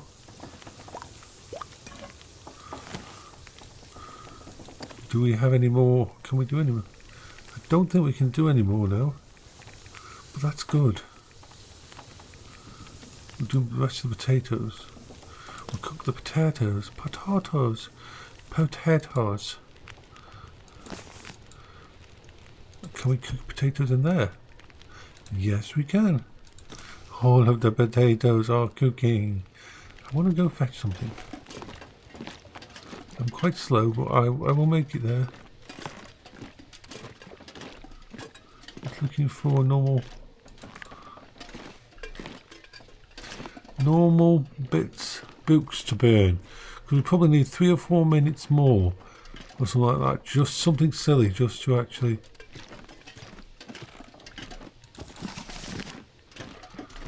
get the do the last lot of water. So that's what we're going to do.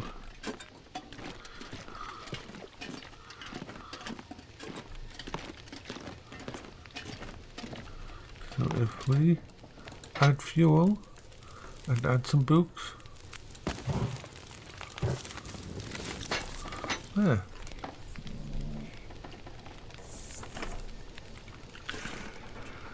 We have a massive amount of food. So you're going to be done in 27 minutes. So let's wait for you. Take that. Place another, because we have so many potatoes.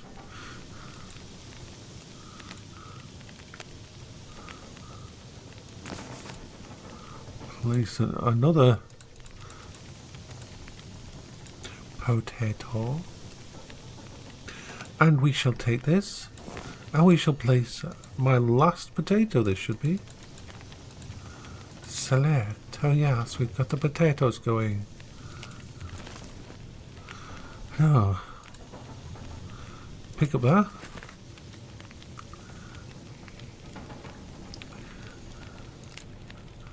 Take that. Oh.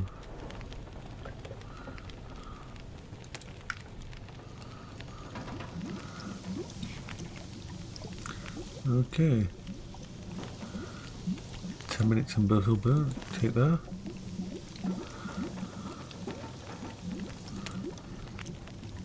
Take that. It all worked out very well.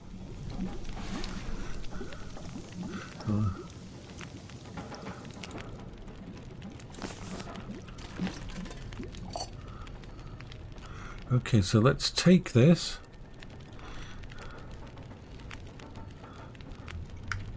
Once it's ready.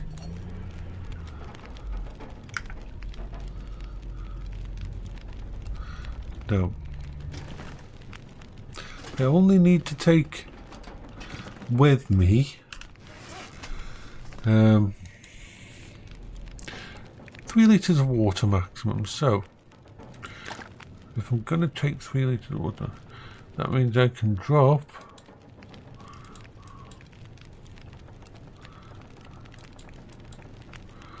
those on the floor.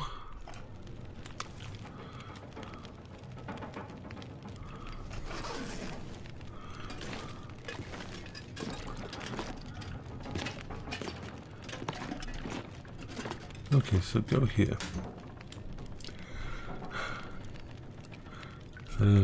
Actually, we want to go in here.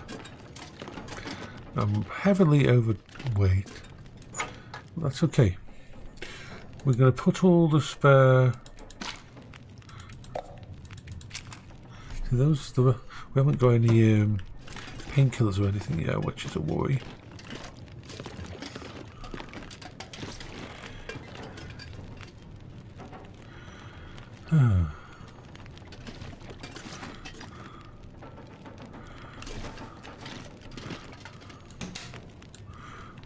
Right, let's see.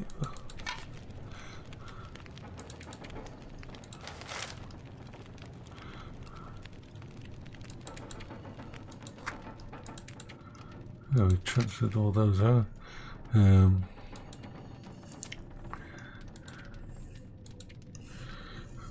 So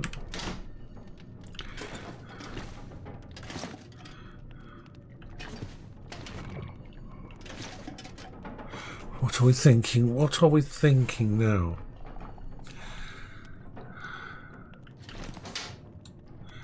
Go to here. Right.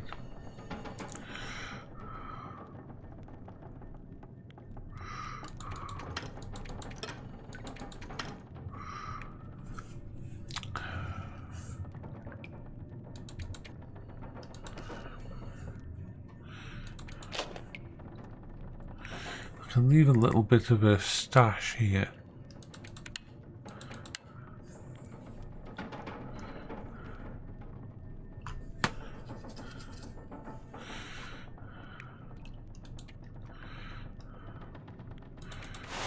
I would prefer not to leave too much behind.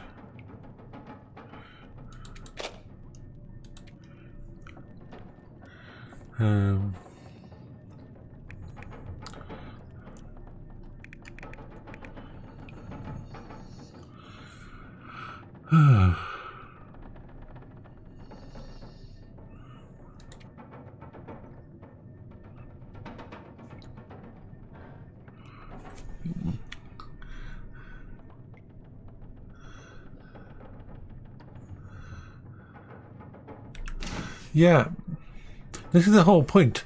This game can go from extremely dangerous and violently bad to perfect calm for like I'm in a house, I've got stuff, I've got bits and pieces, I'm in a good position, and then but just outside their door could be a bear that's going to eat my face, or a wolf that's going to hunt me down, or a cougar that's going to stalk me as if I'm its prey, or I'll be out there in a blooming really nasty snowstorm will come in and I'll die because it's so white out that I can't find my way to the next place.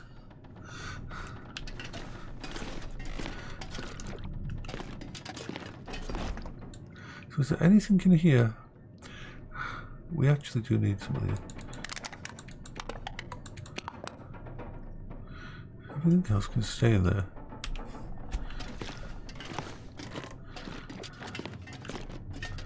What I'm going to do is this.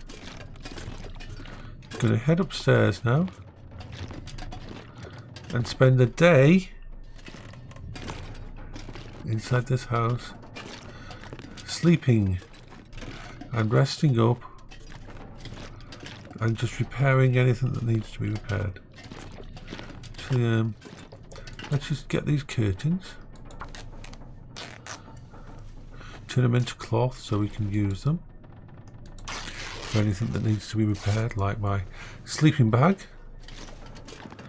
I just sit over here because there's not much I can do during the night, so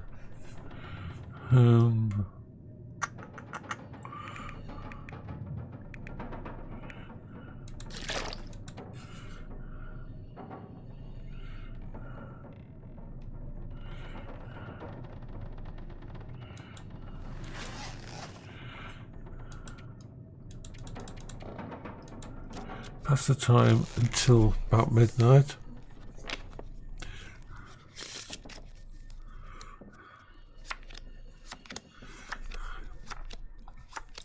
Because you can't sleep unless you're tired, this game, so.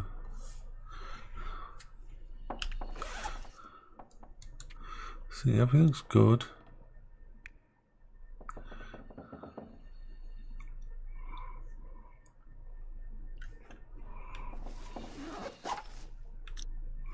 Is this torch still working? Let's see if it works. Sometimes the torches only work in the Aurora. Battery is dead. Yeah, like I thought. Only during the Aurora does it.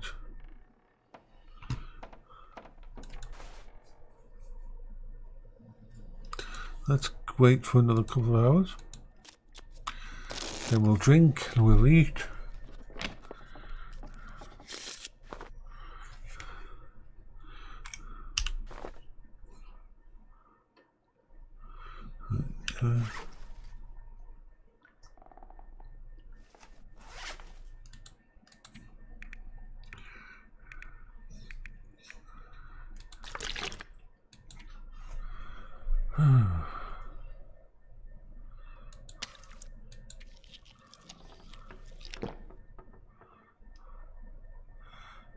So we can start going through some food.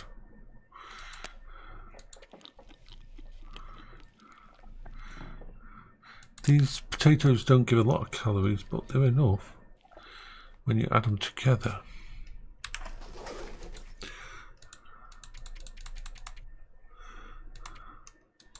Sleep!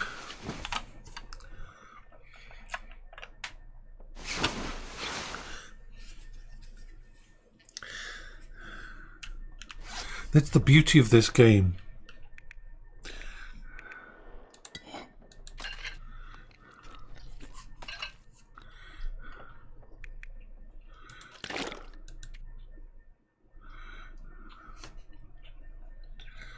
Right, it's early morning.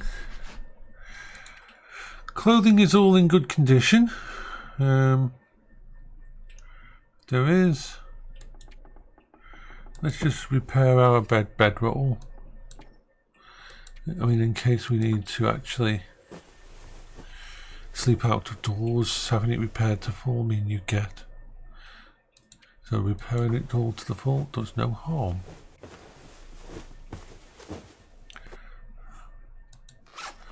Now we go to here and see what stuff has. That's good. That's good. That's actions, repair.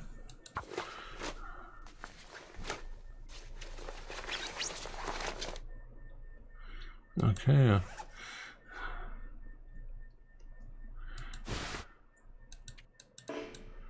Okay.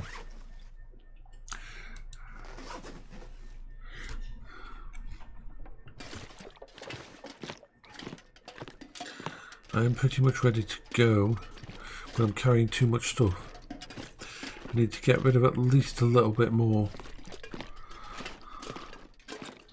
First, let's just see what the weather's like up there. If the weather's okay, we've got a fog, which isn't too bad. So we're going to go here and see if there's anything else I believe that I can leave here.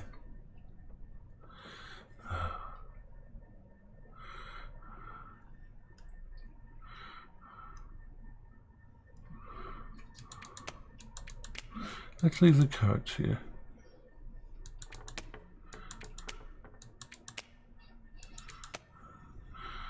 And the 3 pieces of coal, okay?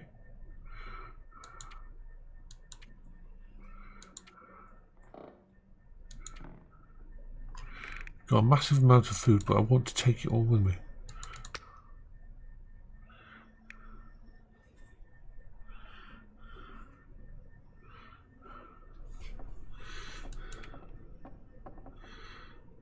Leave one of those there. Okay. Inventory. Let's just fuel up. Refuel that. Stormland.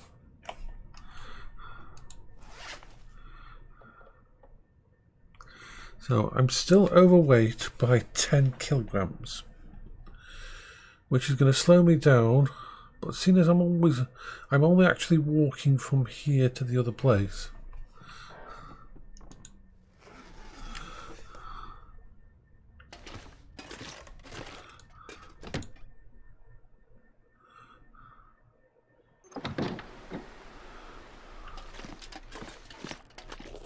So, the good thing is that the weather's not too bad, the mist is clearing up. So we're going to cross over onto the road and take it all the way down to the main town. It's going to be slow because of how much we're carrying, but I shouldn't meet up with anything really bad. The only thing that'll get me is if we have a whiteout and a bad storm.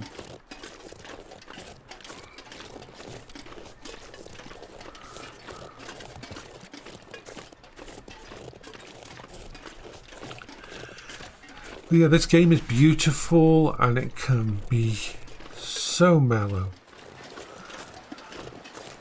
and chill. Once you've got yourself a good set of equipment and that, but like I say, I absolutely bloody love it. I love the fact that I could die any time and then I have to restart, and who knows where I'll restart if I set it to random. Who knows what items I'll find. It's just cool as fuck.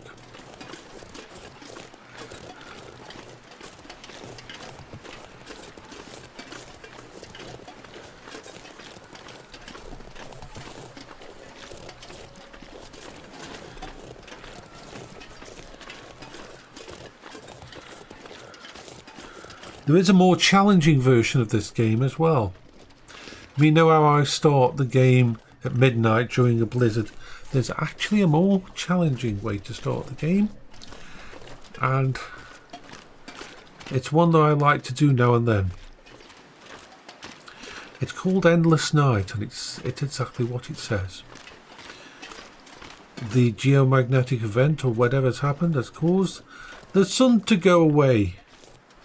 Literally, you start at night and it never gets light. Which means a whole new set of problems. Auroras can happen anytime. And if you run out of light, you're dead. You'll find yourself getting used to moving around whichever place you decide is your place in the dark without a light on, because you don't want to waste your light. Matches become a finite resource. Is it worth me lighting a fire? Is it worth me lighting a torch? Because there's only a finite number of them out there. If I forget to keep my fire going, or if I don't have something on me like a flare or a storm lantern, how the frick am I going to survive? Endless Night is a fucking amazing version. I'll show you, in fact. Wait till I get to the town, because I can actually...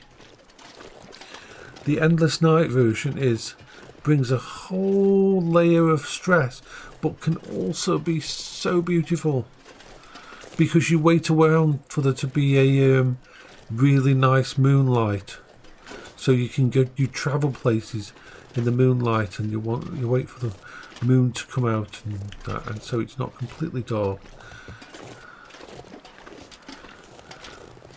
That was one of the evil things that my friend in America did for me, because she used to set up games for me, and she set me up a game and I didn't realise it was Endless Night, and I found myself a cabin. I went and I thought, great, I'm not freezing to death anymore, I'm just going to stand here and wait till the morning because I can't see shit. So I slept for like 8 hours. Hello Faye, Faye, we're talking about the most challenging version that you can do in this game, and I'll show it you in a bit. Once I'm going to get my character to where I want to go.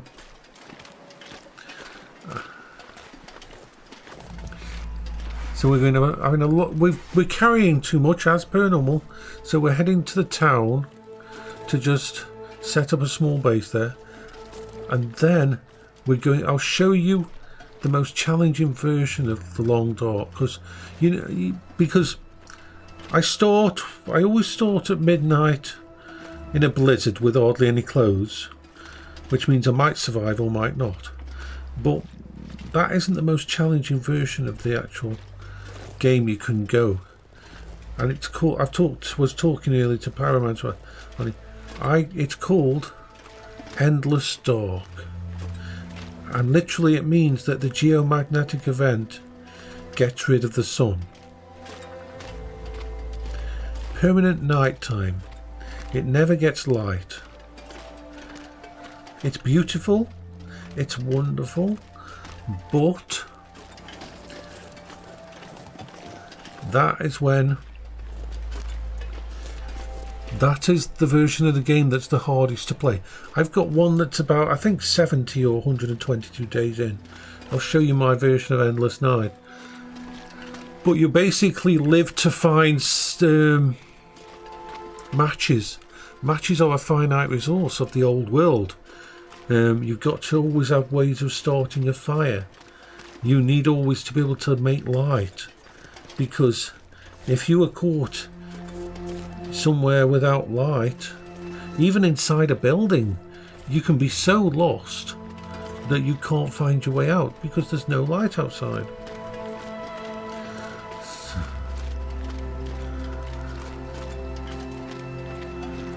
That's okay.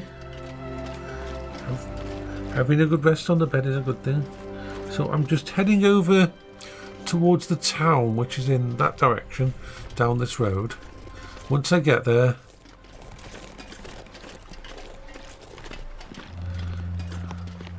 I will load up my Endless Dark. Endless Dark is awesome, because it turns the game on its head. Because in the normal game, you stay indoors at night and you sleep at night, but when there's no actual daytime,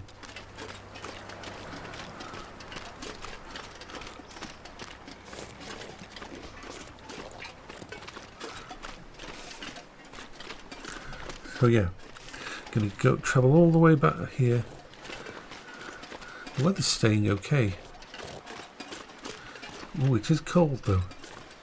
Notice it's really cold. The temperature's going down, and I'm not moving fast enough. Gotta move faster. Going down very, very slowly though, so it should make it. It's just round the corner to the housing over there.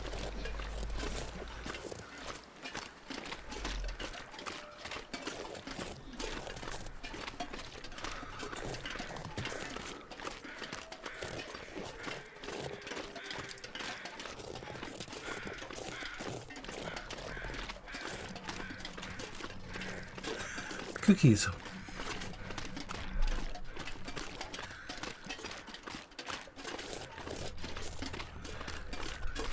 Didn't we have a lovely time the day we shot our guns into the sky and went whoop, whoop, whoop, whoop, whoop.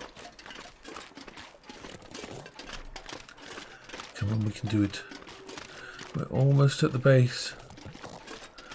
I want to play my Endless game, but because this game doesn't save unless you enter places or sleep, if I stop now and go on to my Endless, I will actually lose all of this. And I can't pick anything else up. It'll slow me down too much. The reason I'm carrying all my stuff is I want to turn one of the places here into my base, because I like turning this place. This community hall over here is a very good base, because it is like a central point for going to so many places.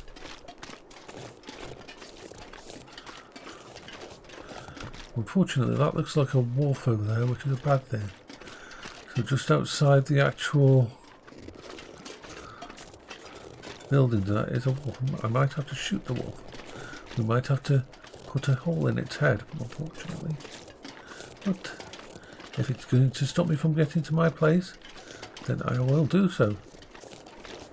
I shall embrace the urge to shoot them, because they can be little bastards.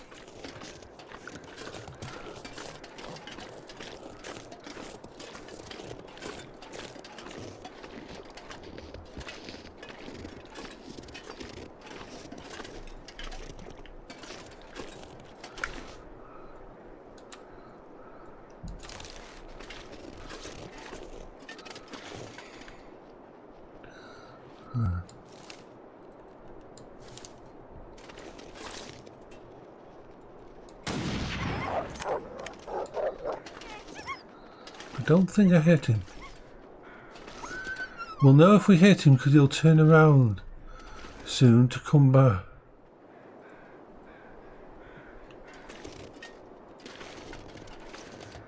There, he's coming back. So if I position myself,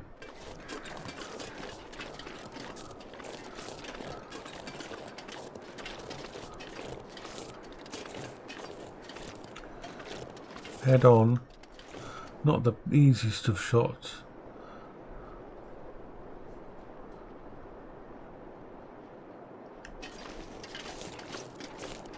Wait for him to go onto the road.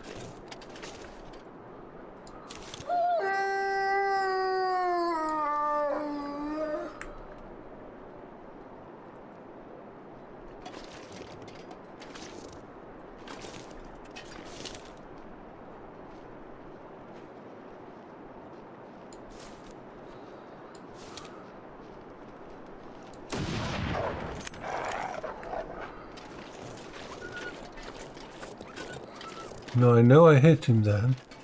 I can see blood there, I think.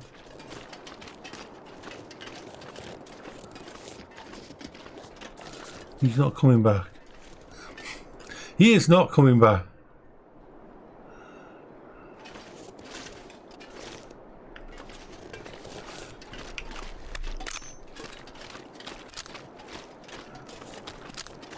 I just wanted to move him away from the base. Hopefully there's not another one. There's not a pack of them. I have to remember when I leave this place, come up to that door just in case he survives and doesn't bleed out. You can follow the blood trail actually. You can follow the blood trail and actually follow them all the way and hunt them down as they go. So he may die, he may not. But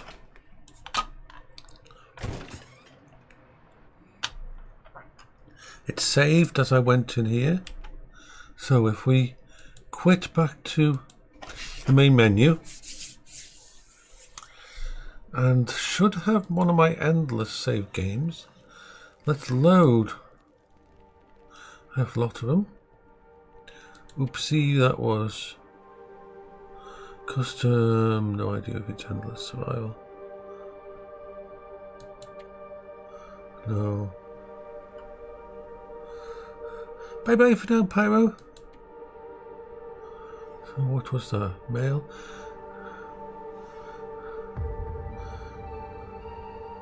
That's a prison, so no, that isn't it. That's that one.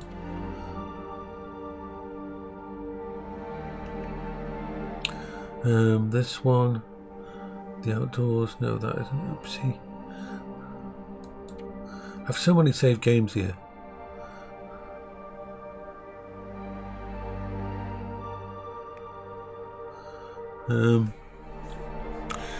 So many different save games I've gone through here. So let's keep going back. So this is you can see all these save games that I've got in my past.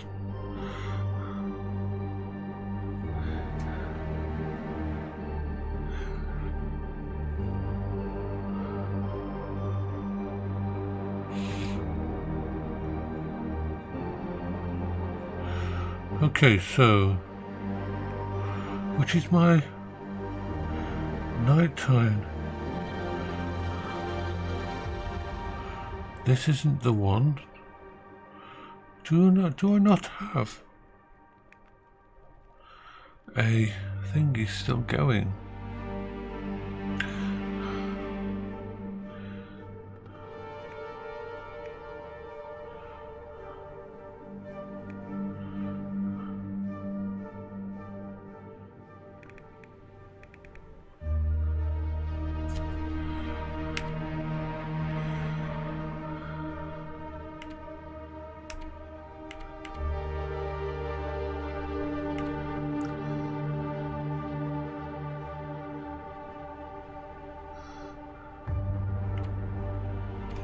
Hmm. 8 days, 1 day survived. It's one of the longer ones that I survived, so where was it? So that's oopsie. That's in Ash Canyons anyway. I'm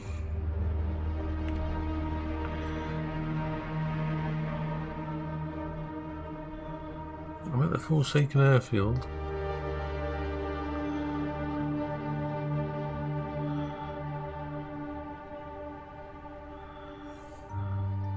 I don't think it's that.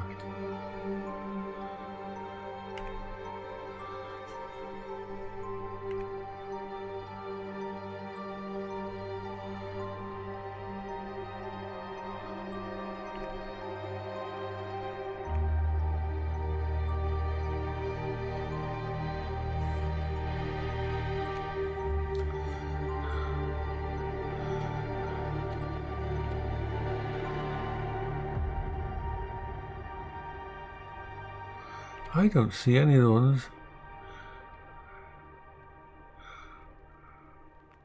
That's with 2022 when I played that version of the game.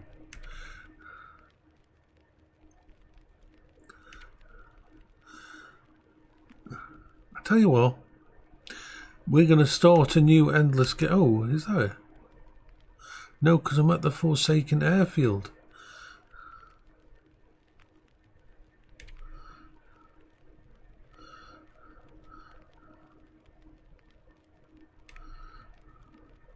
I cannot see the one where I'm actually at night time.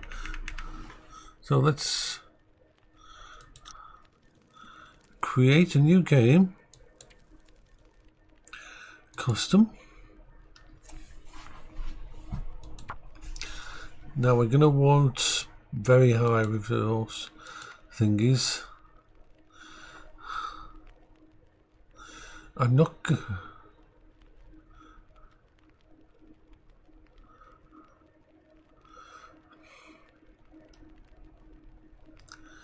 Let's see. Endless Night is on. And I don't think we want blizzards on. Starting weather should be clear. We're going to start with almost no equipment, which is going to make it almost impossible. This is going to be the most impossible version of the game because simply I won't start with a light source, which means if I don't get extremely lucky with where I start, then the game's over because I won't be able to navigate. And the thing about, and you've got to remember, if it's constantly dark, wolves, you know what they are? Black. Bears? Black. Freaking anything that tries to kill you is going to be black and you won't be able to see it coming. So, yeah. Let's do it. Let's see whether we can do anything. I'm going to share the code, so if anybody's got this game and wants to play the same game as well, can just screenshot that code and they can actually play the same torturous, horrible, monstrous thing that I am just going to try now. Literally the hardest version of the game that I will ever play.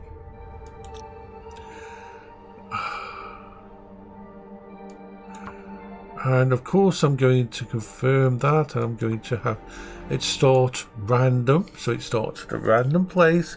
I could start at a very bad place or a very good place. Really, ideally I need to start somewhere like Coastal Highway. I need somewhere where there's lots of buildings, but they need to be small enough buildings, but there needs to be cars as well, because I need to find some matches. I need to find some matches before anything else, because I'm going to start and I'll die so quickly. So I don't even know whether this is possible, like with a random start. So let's do it. I'm going to put the dark one, so this means less fatigued at night, but more fatigued during the day. Well, seeing as we're not going to have a daytime, that's a good thing. And you can sprint, spoon, yeah, and that one. These don't really give me much. These are the only achievements, because I always play custom and you can't get achievements in a custom game. So yes, let's sit on that. And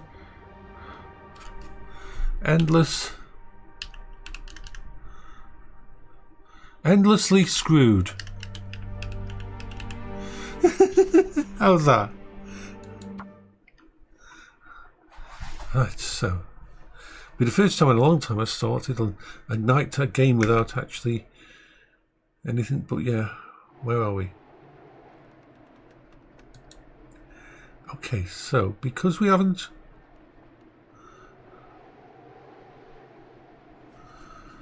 Where the hell? That's a cave. It started me in Ash Canyon. Are you kidding me? Ash Canyon is like the worst place to start. There's like one place to find anything. I am in the boondocks. I mean, if we look at the full-size map, because we can't see much, because this is like the worst case. If you go to here, I am over here, Ash Canyons. I am in the corner over here, Ash Canyons. The nearest place that has a lot of equipment is Pleasant Valley. There's absolutely no way I'm going to survive this. And what equipment do I have? That's my equipment. So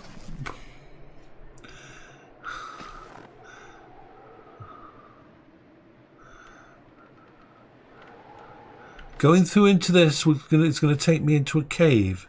A cave where I am not going to be able to see very well. That's what I can see in the cave to get out of Ash Canyon. No, this is actually a proper cave. Let's turn around and see if we can see the way out. I can't even see the way out.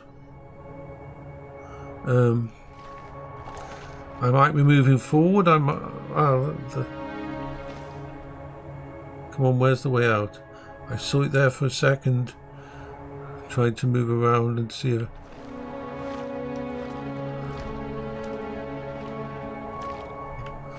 I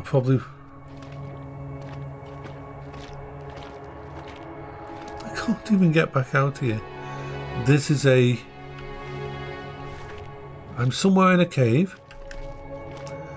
I have no way of knowing which direction my character is facing, and because I didn't just reverse out of the cave as I should have, there's no way I'm going to get back out here and survive. I can't wait till the morning, because A, I'm in a cave, and B, there is no morning, and I don't even have any light of any kind to do anything.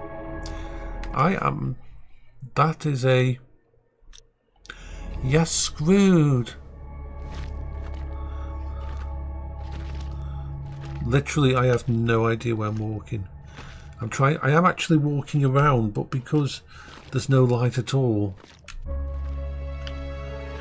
the chance of finding the exit to get back out is... And even if I do, I'm stuck in Ash Canyon. You know what? I'm going to quit. Oh, we're going to start again. Yes, we're going to... Do we do that? And hope that it starts me somewhere. Just the same things. Yes, it's endless night. Confirm, confirm, random, confirm, confirm.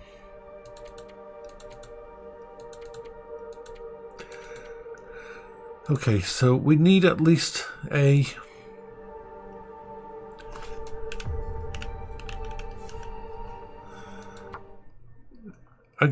okay kind of random. I don't mind starting somewhere like Milton Town or anything like that.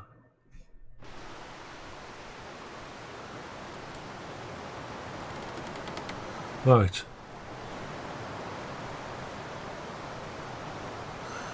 Well, I don't know where we are.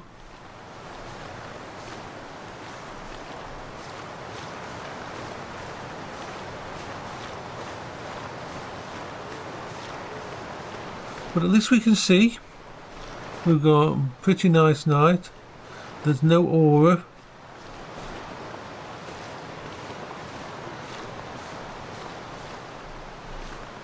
I need to pick up sticks just in case I get some matches so I can create a torch. This doesn't look like a friendly place. It started me in a really bad place again, Andy. But it doesn't matter, we'll go for a little wander. What's the worst thing that happen? We die. I mean,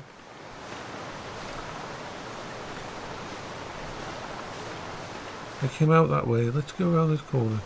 See if there's a way over here. It looks beautiful. It looks beautiful, but I am slowly going to die very quickly here. And it won't be that slowly. See, that's a cave over there, but going into a cave is a bad thing. Unless it's just a normal cave.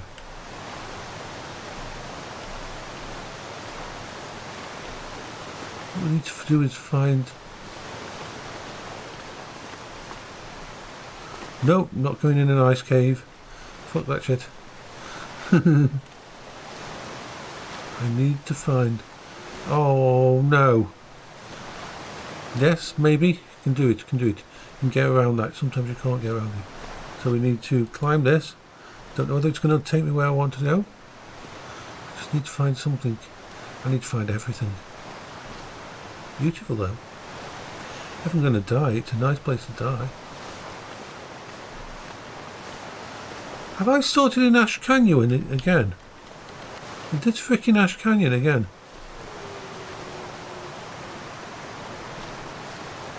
This might... Oh, that's not fair. I can't get through there because I don't have an axe. And that could be the way out. I think it is the way out. Let's see, can I flip around here? No, no, I'm now dead. Because I am going to go... Now, the thing is... Whee!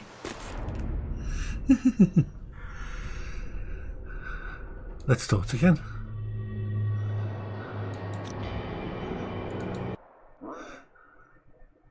Let's try again. I'm going to probably have to try start this up like 10 times. And 1 out of 10 is going to give me a version of it that I can survive. I need to find a car or something, just some way. Because I can't go into houses because I won't be able to see what's happening in a house. So I need to find matches in a car or something. Or a flare or something. So I can be in a house and then look for matches and look for bits and pieces and so on. This is going to be interesting. Random. Stop bloody making me appear in the bad places, please.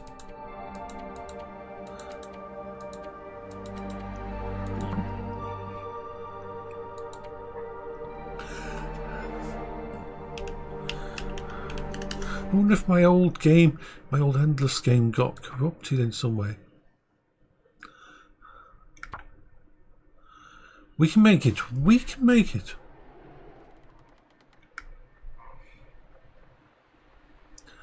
Okay, where am I? Are you kidding me? It started me in thingy again. This is Ash Canyon a fucking again. Watch, if I won't go to there.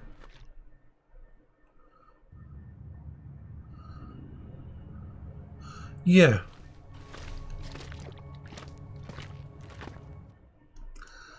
It started me in Ash Canyon again. Of all the areas that it could start me.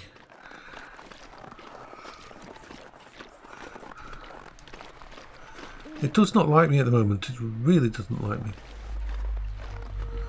There is no resources or anything in this area for me to find a good amount of stuff. And with no clothing or anything.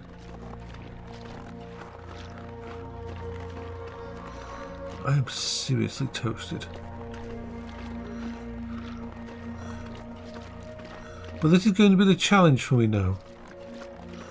To start an endless night one with minimum equipment. Ooh, that's a moose. He will stabby me with his big thingies of thinginess.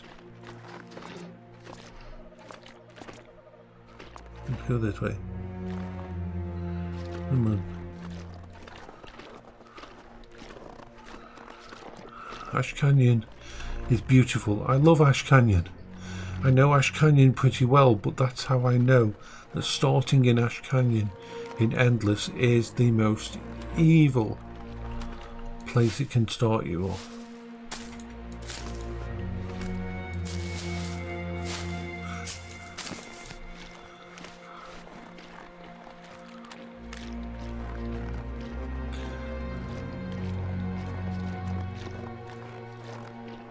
Ooh, what's this? Nothing in it. Seriously?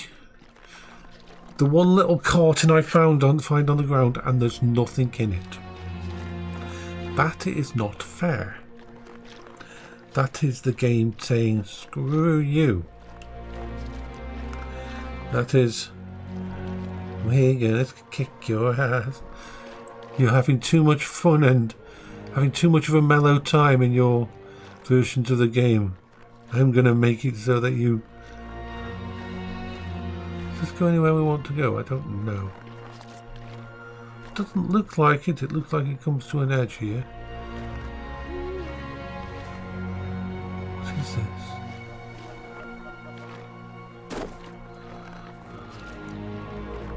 Well, I can't get back up there.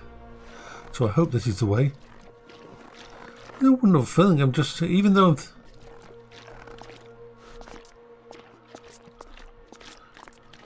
Not fun. This is not fun at all. You didn't take me to a fun place. You took me to a bad place. Yes, you did.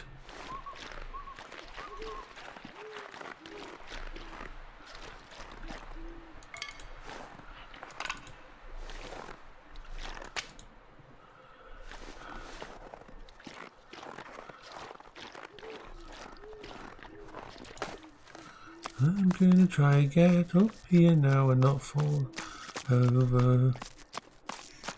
Dum ba da dum ba da dum ba da dum dum dum dum. Dum ba da dum ba da dum dum dum dum dum dum dum dum.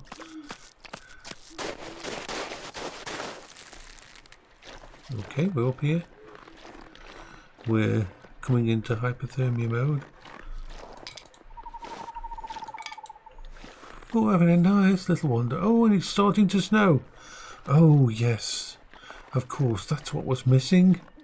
Snow. Snow was definitely missing from our excursion into pain and suffering.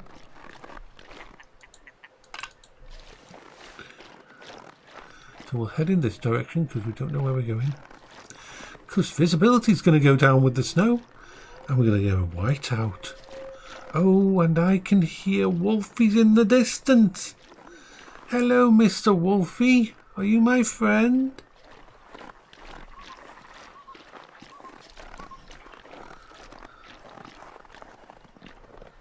Oh.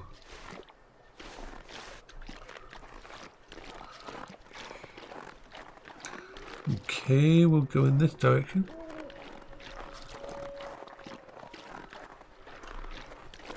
Visibility is dropping. I don't know why I'm wandering around. I'm just going to die anyway. But it's fun.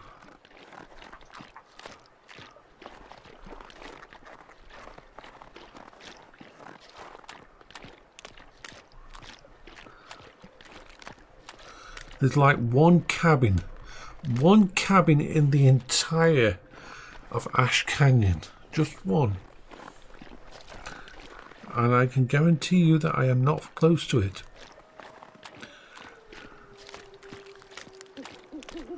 It is a singular little cabin on a little tiny stream. That is the only place in the entire place that there's going to be any equipment or anything. Unless there's a prepper's cache. When you start the game, a prepper's cache can randomly be in a few different places. But there's no way. But hey, what's the worst that can happen? If I find a cliff, I'm going to jump off it. I seriously am. Because apart from that, there is really not much I can do.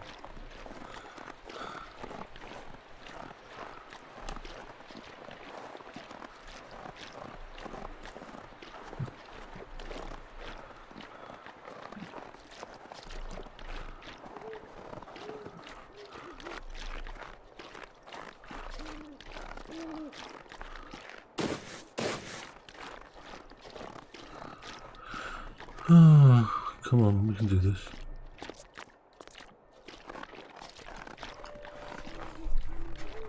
There's still a chance.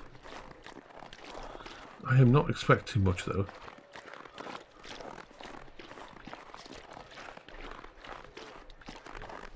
Ooh, that's going down a lot. Ooh, what's this? Ooh. Is there anything here? This is like a broken... There's a bench here. Not much use. There's not really anywhere to go from here.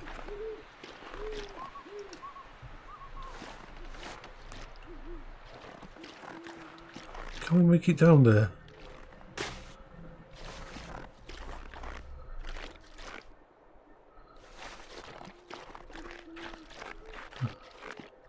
Of course, the problem is, if I do find the cabin, I can't see anything inside the cabin. Now this is going to be a drop.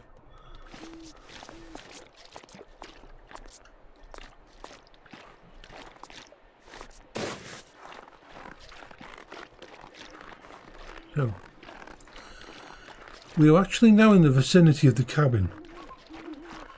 Also in the vicinity of a wolf. There is a cabin somewhere out here. I know there's a cabin somewhere out here because you look up to that mountain from it. The place where I just dropped down. The chance of finding it though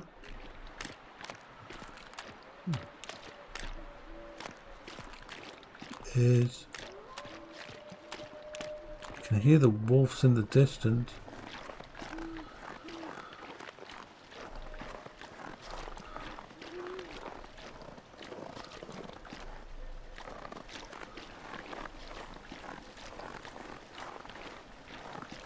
And even if I do find it,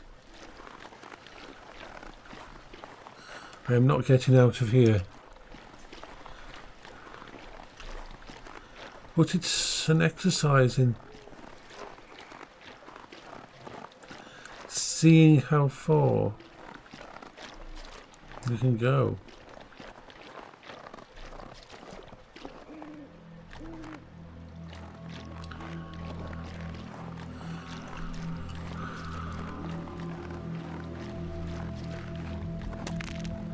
Ooh, and I just sprained my legs and everything trying to climb up the too high of a thingy.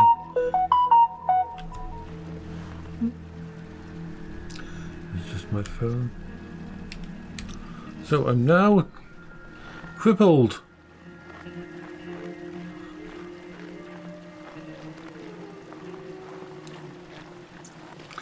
But I'm still alive.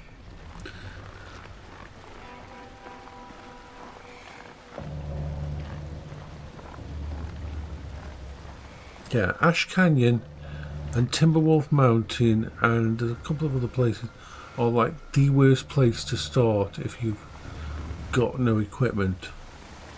But even those, most of these places you can survive if you've got daylight. That's a waterfall there.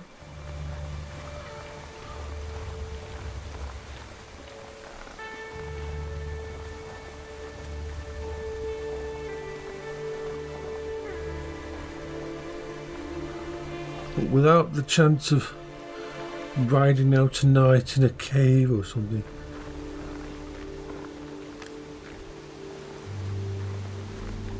The chance of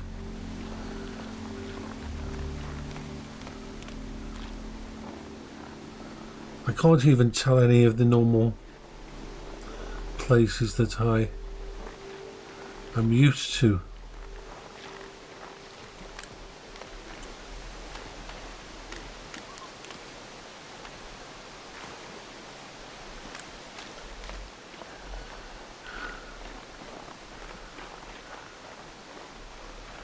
And I think I'm in a dead end here. It might be a dead end or it might be a way out, but I can't tell. Because of the damn snow and everything. I may as well let myself die now because the chances of me finding anything.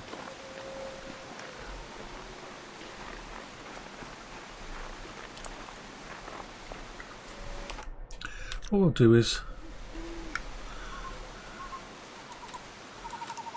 pass the time until I die. Affliction, hypothermia. Affliction, death. Endgame. Quit.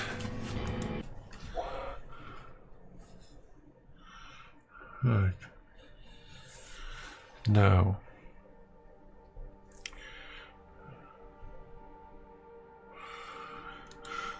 Just wanted to see if I can find my endless one.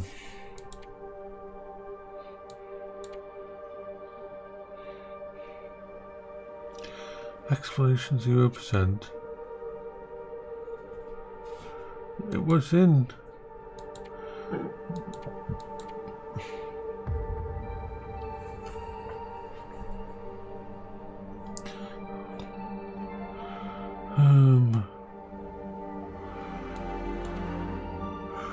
Actually, it might be before. Might have been before the expansions came out, and therefore it wouldn't have been.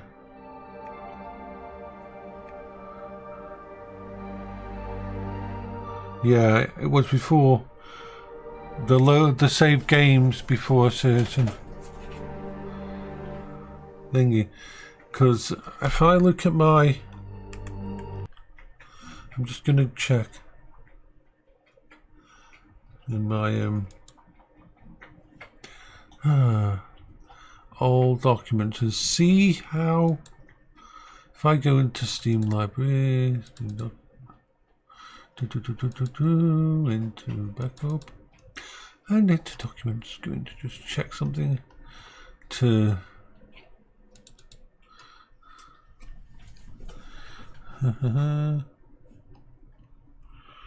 just looking for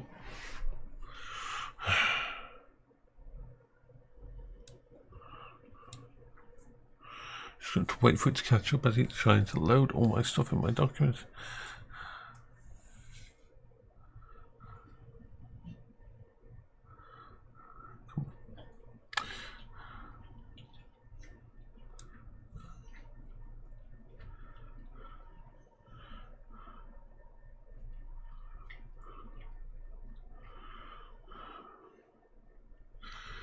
Where do we give it?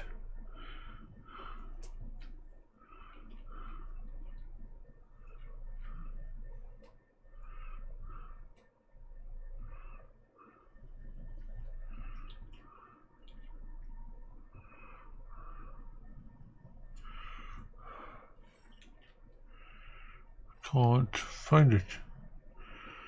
Taboo. Let's go back to here.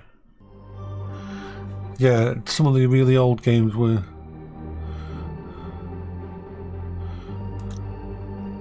new, custom.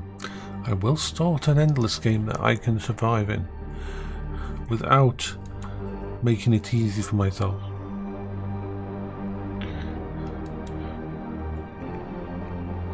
Endless night, yes. Confirm.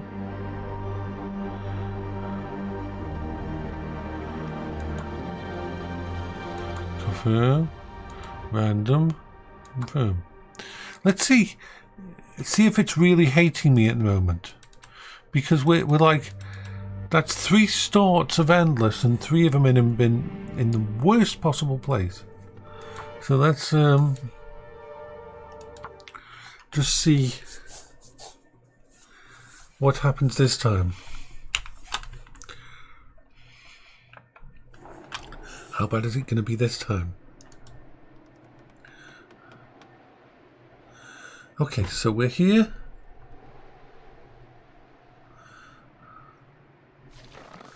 I have no actual idea where I am.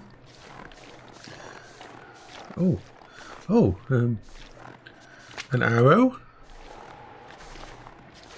a survival bow, and please have some matches. No matches, but that wasn't bad. I would love to skin that, but can't. So this is definitely somewhere different. It still doesn't look familiar and could be very bad. But, actually, my splendiferous good friends, that's a train track. We found the train track. Now we don't know where we are on the train track.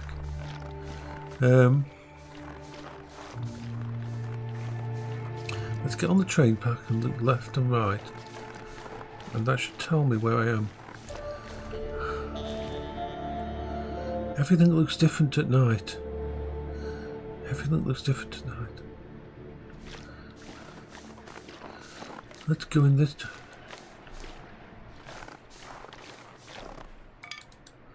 Actually, no. Yes, go this way. We can always turn back. So, we found the train track. The train track leads. Ooh.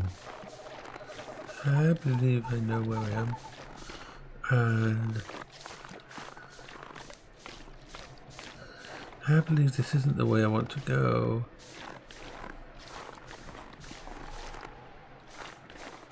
Ugh.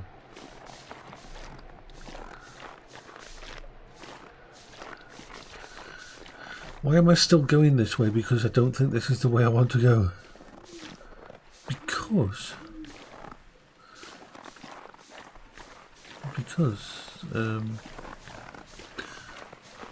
don't know. I don't know why I'm going this way, but I like the idea of going this way. Ooh. So that's a freaking wolf.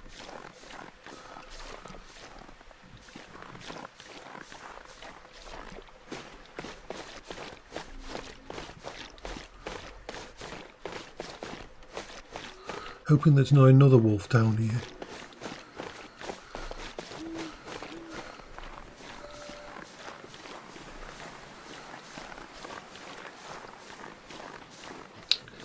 This is not the best place.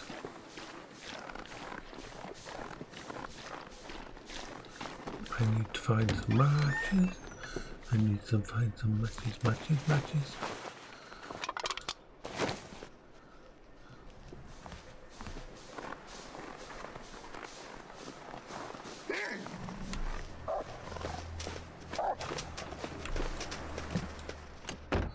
The fucking wolf out there. Son of a bitch wolf. Right there.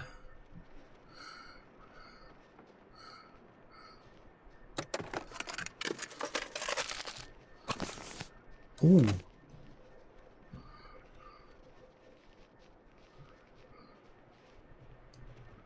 The fucking wolf right there. Son of a bitch.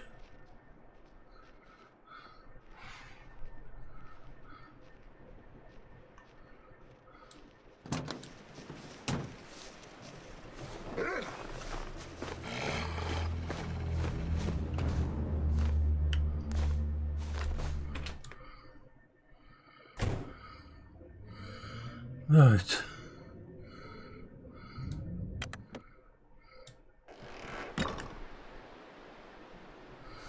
Now I'm just going to just wander here.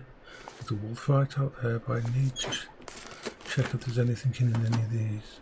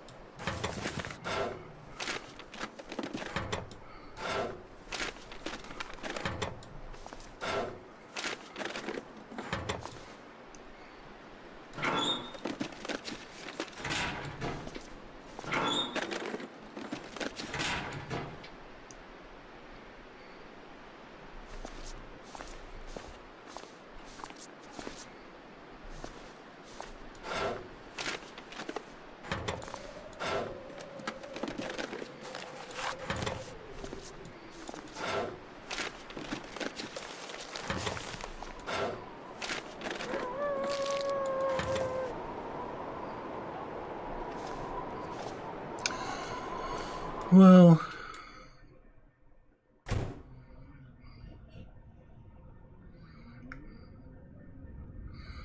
I'm going to have to use this.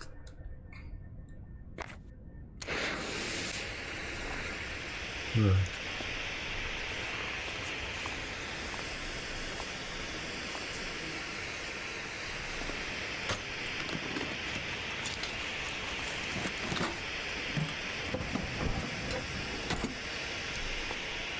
I've got to find another form of light in this fucking place before this light goes out.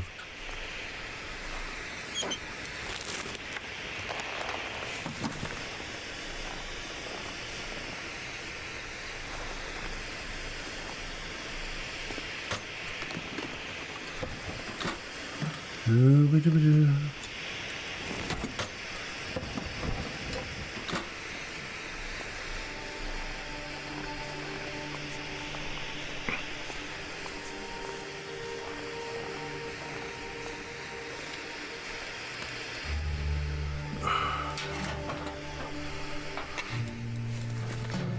I need to find something.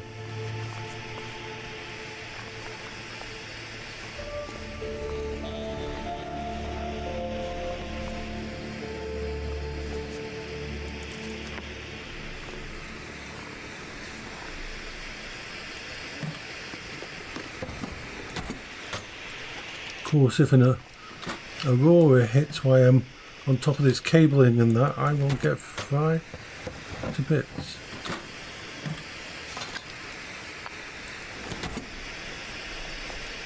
I have no way of starting a fire yet.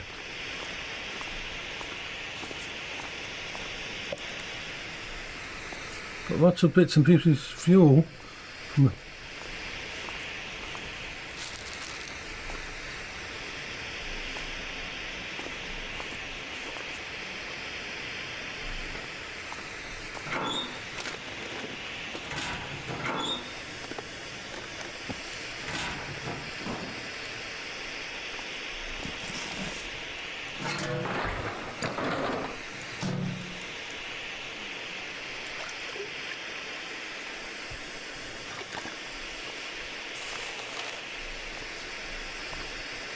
Oh, come on.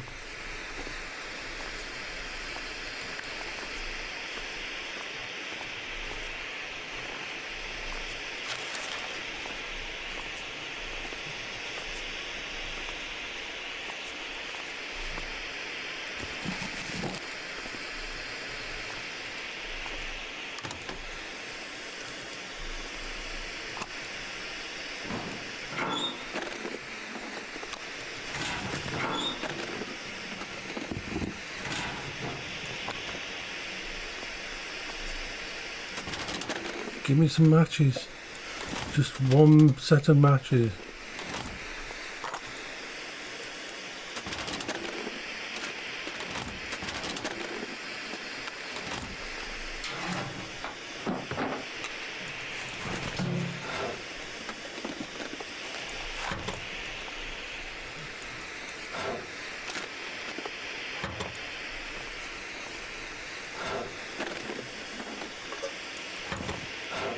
Everything except matches. I mean, in a normal game I'd be saying, oh yeah, that's nice. I'm glad I've got all this. Does this one lead out to anywhere? Well, that's an exit only and I can't come back into it.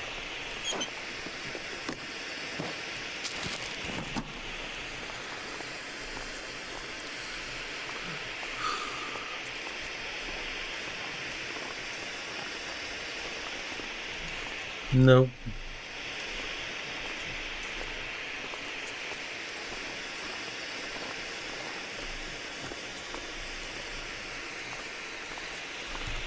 Nothing I can do about it.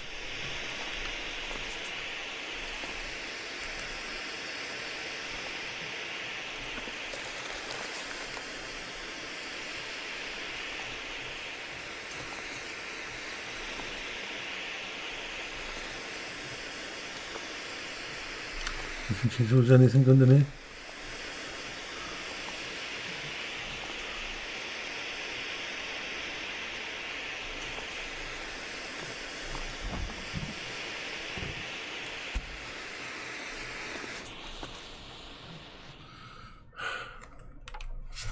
Well, oh.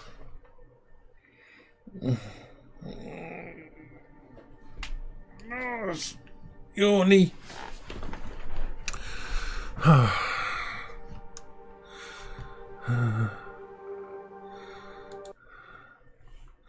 I'll leave it at that. I just do want to actually look into my long dark. It should be in my. You would think. Sort by.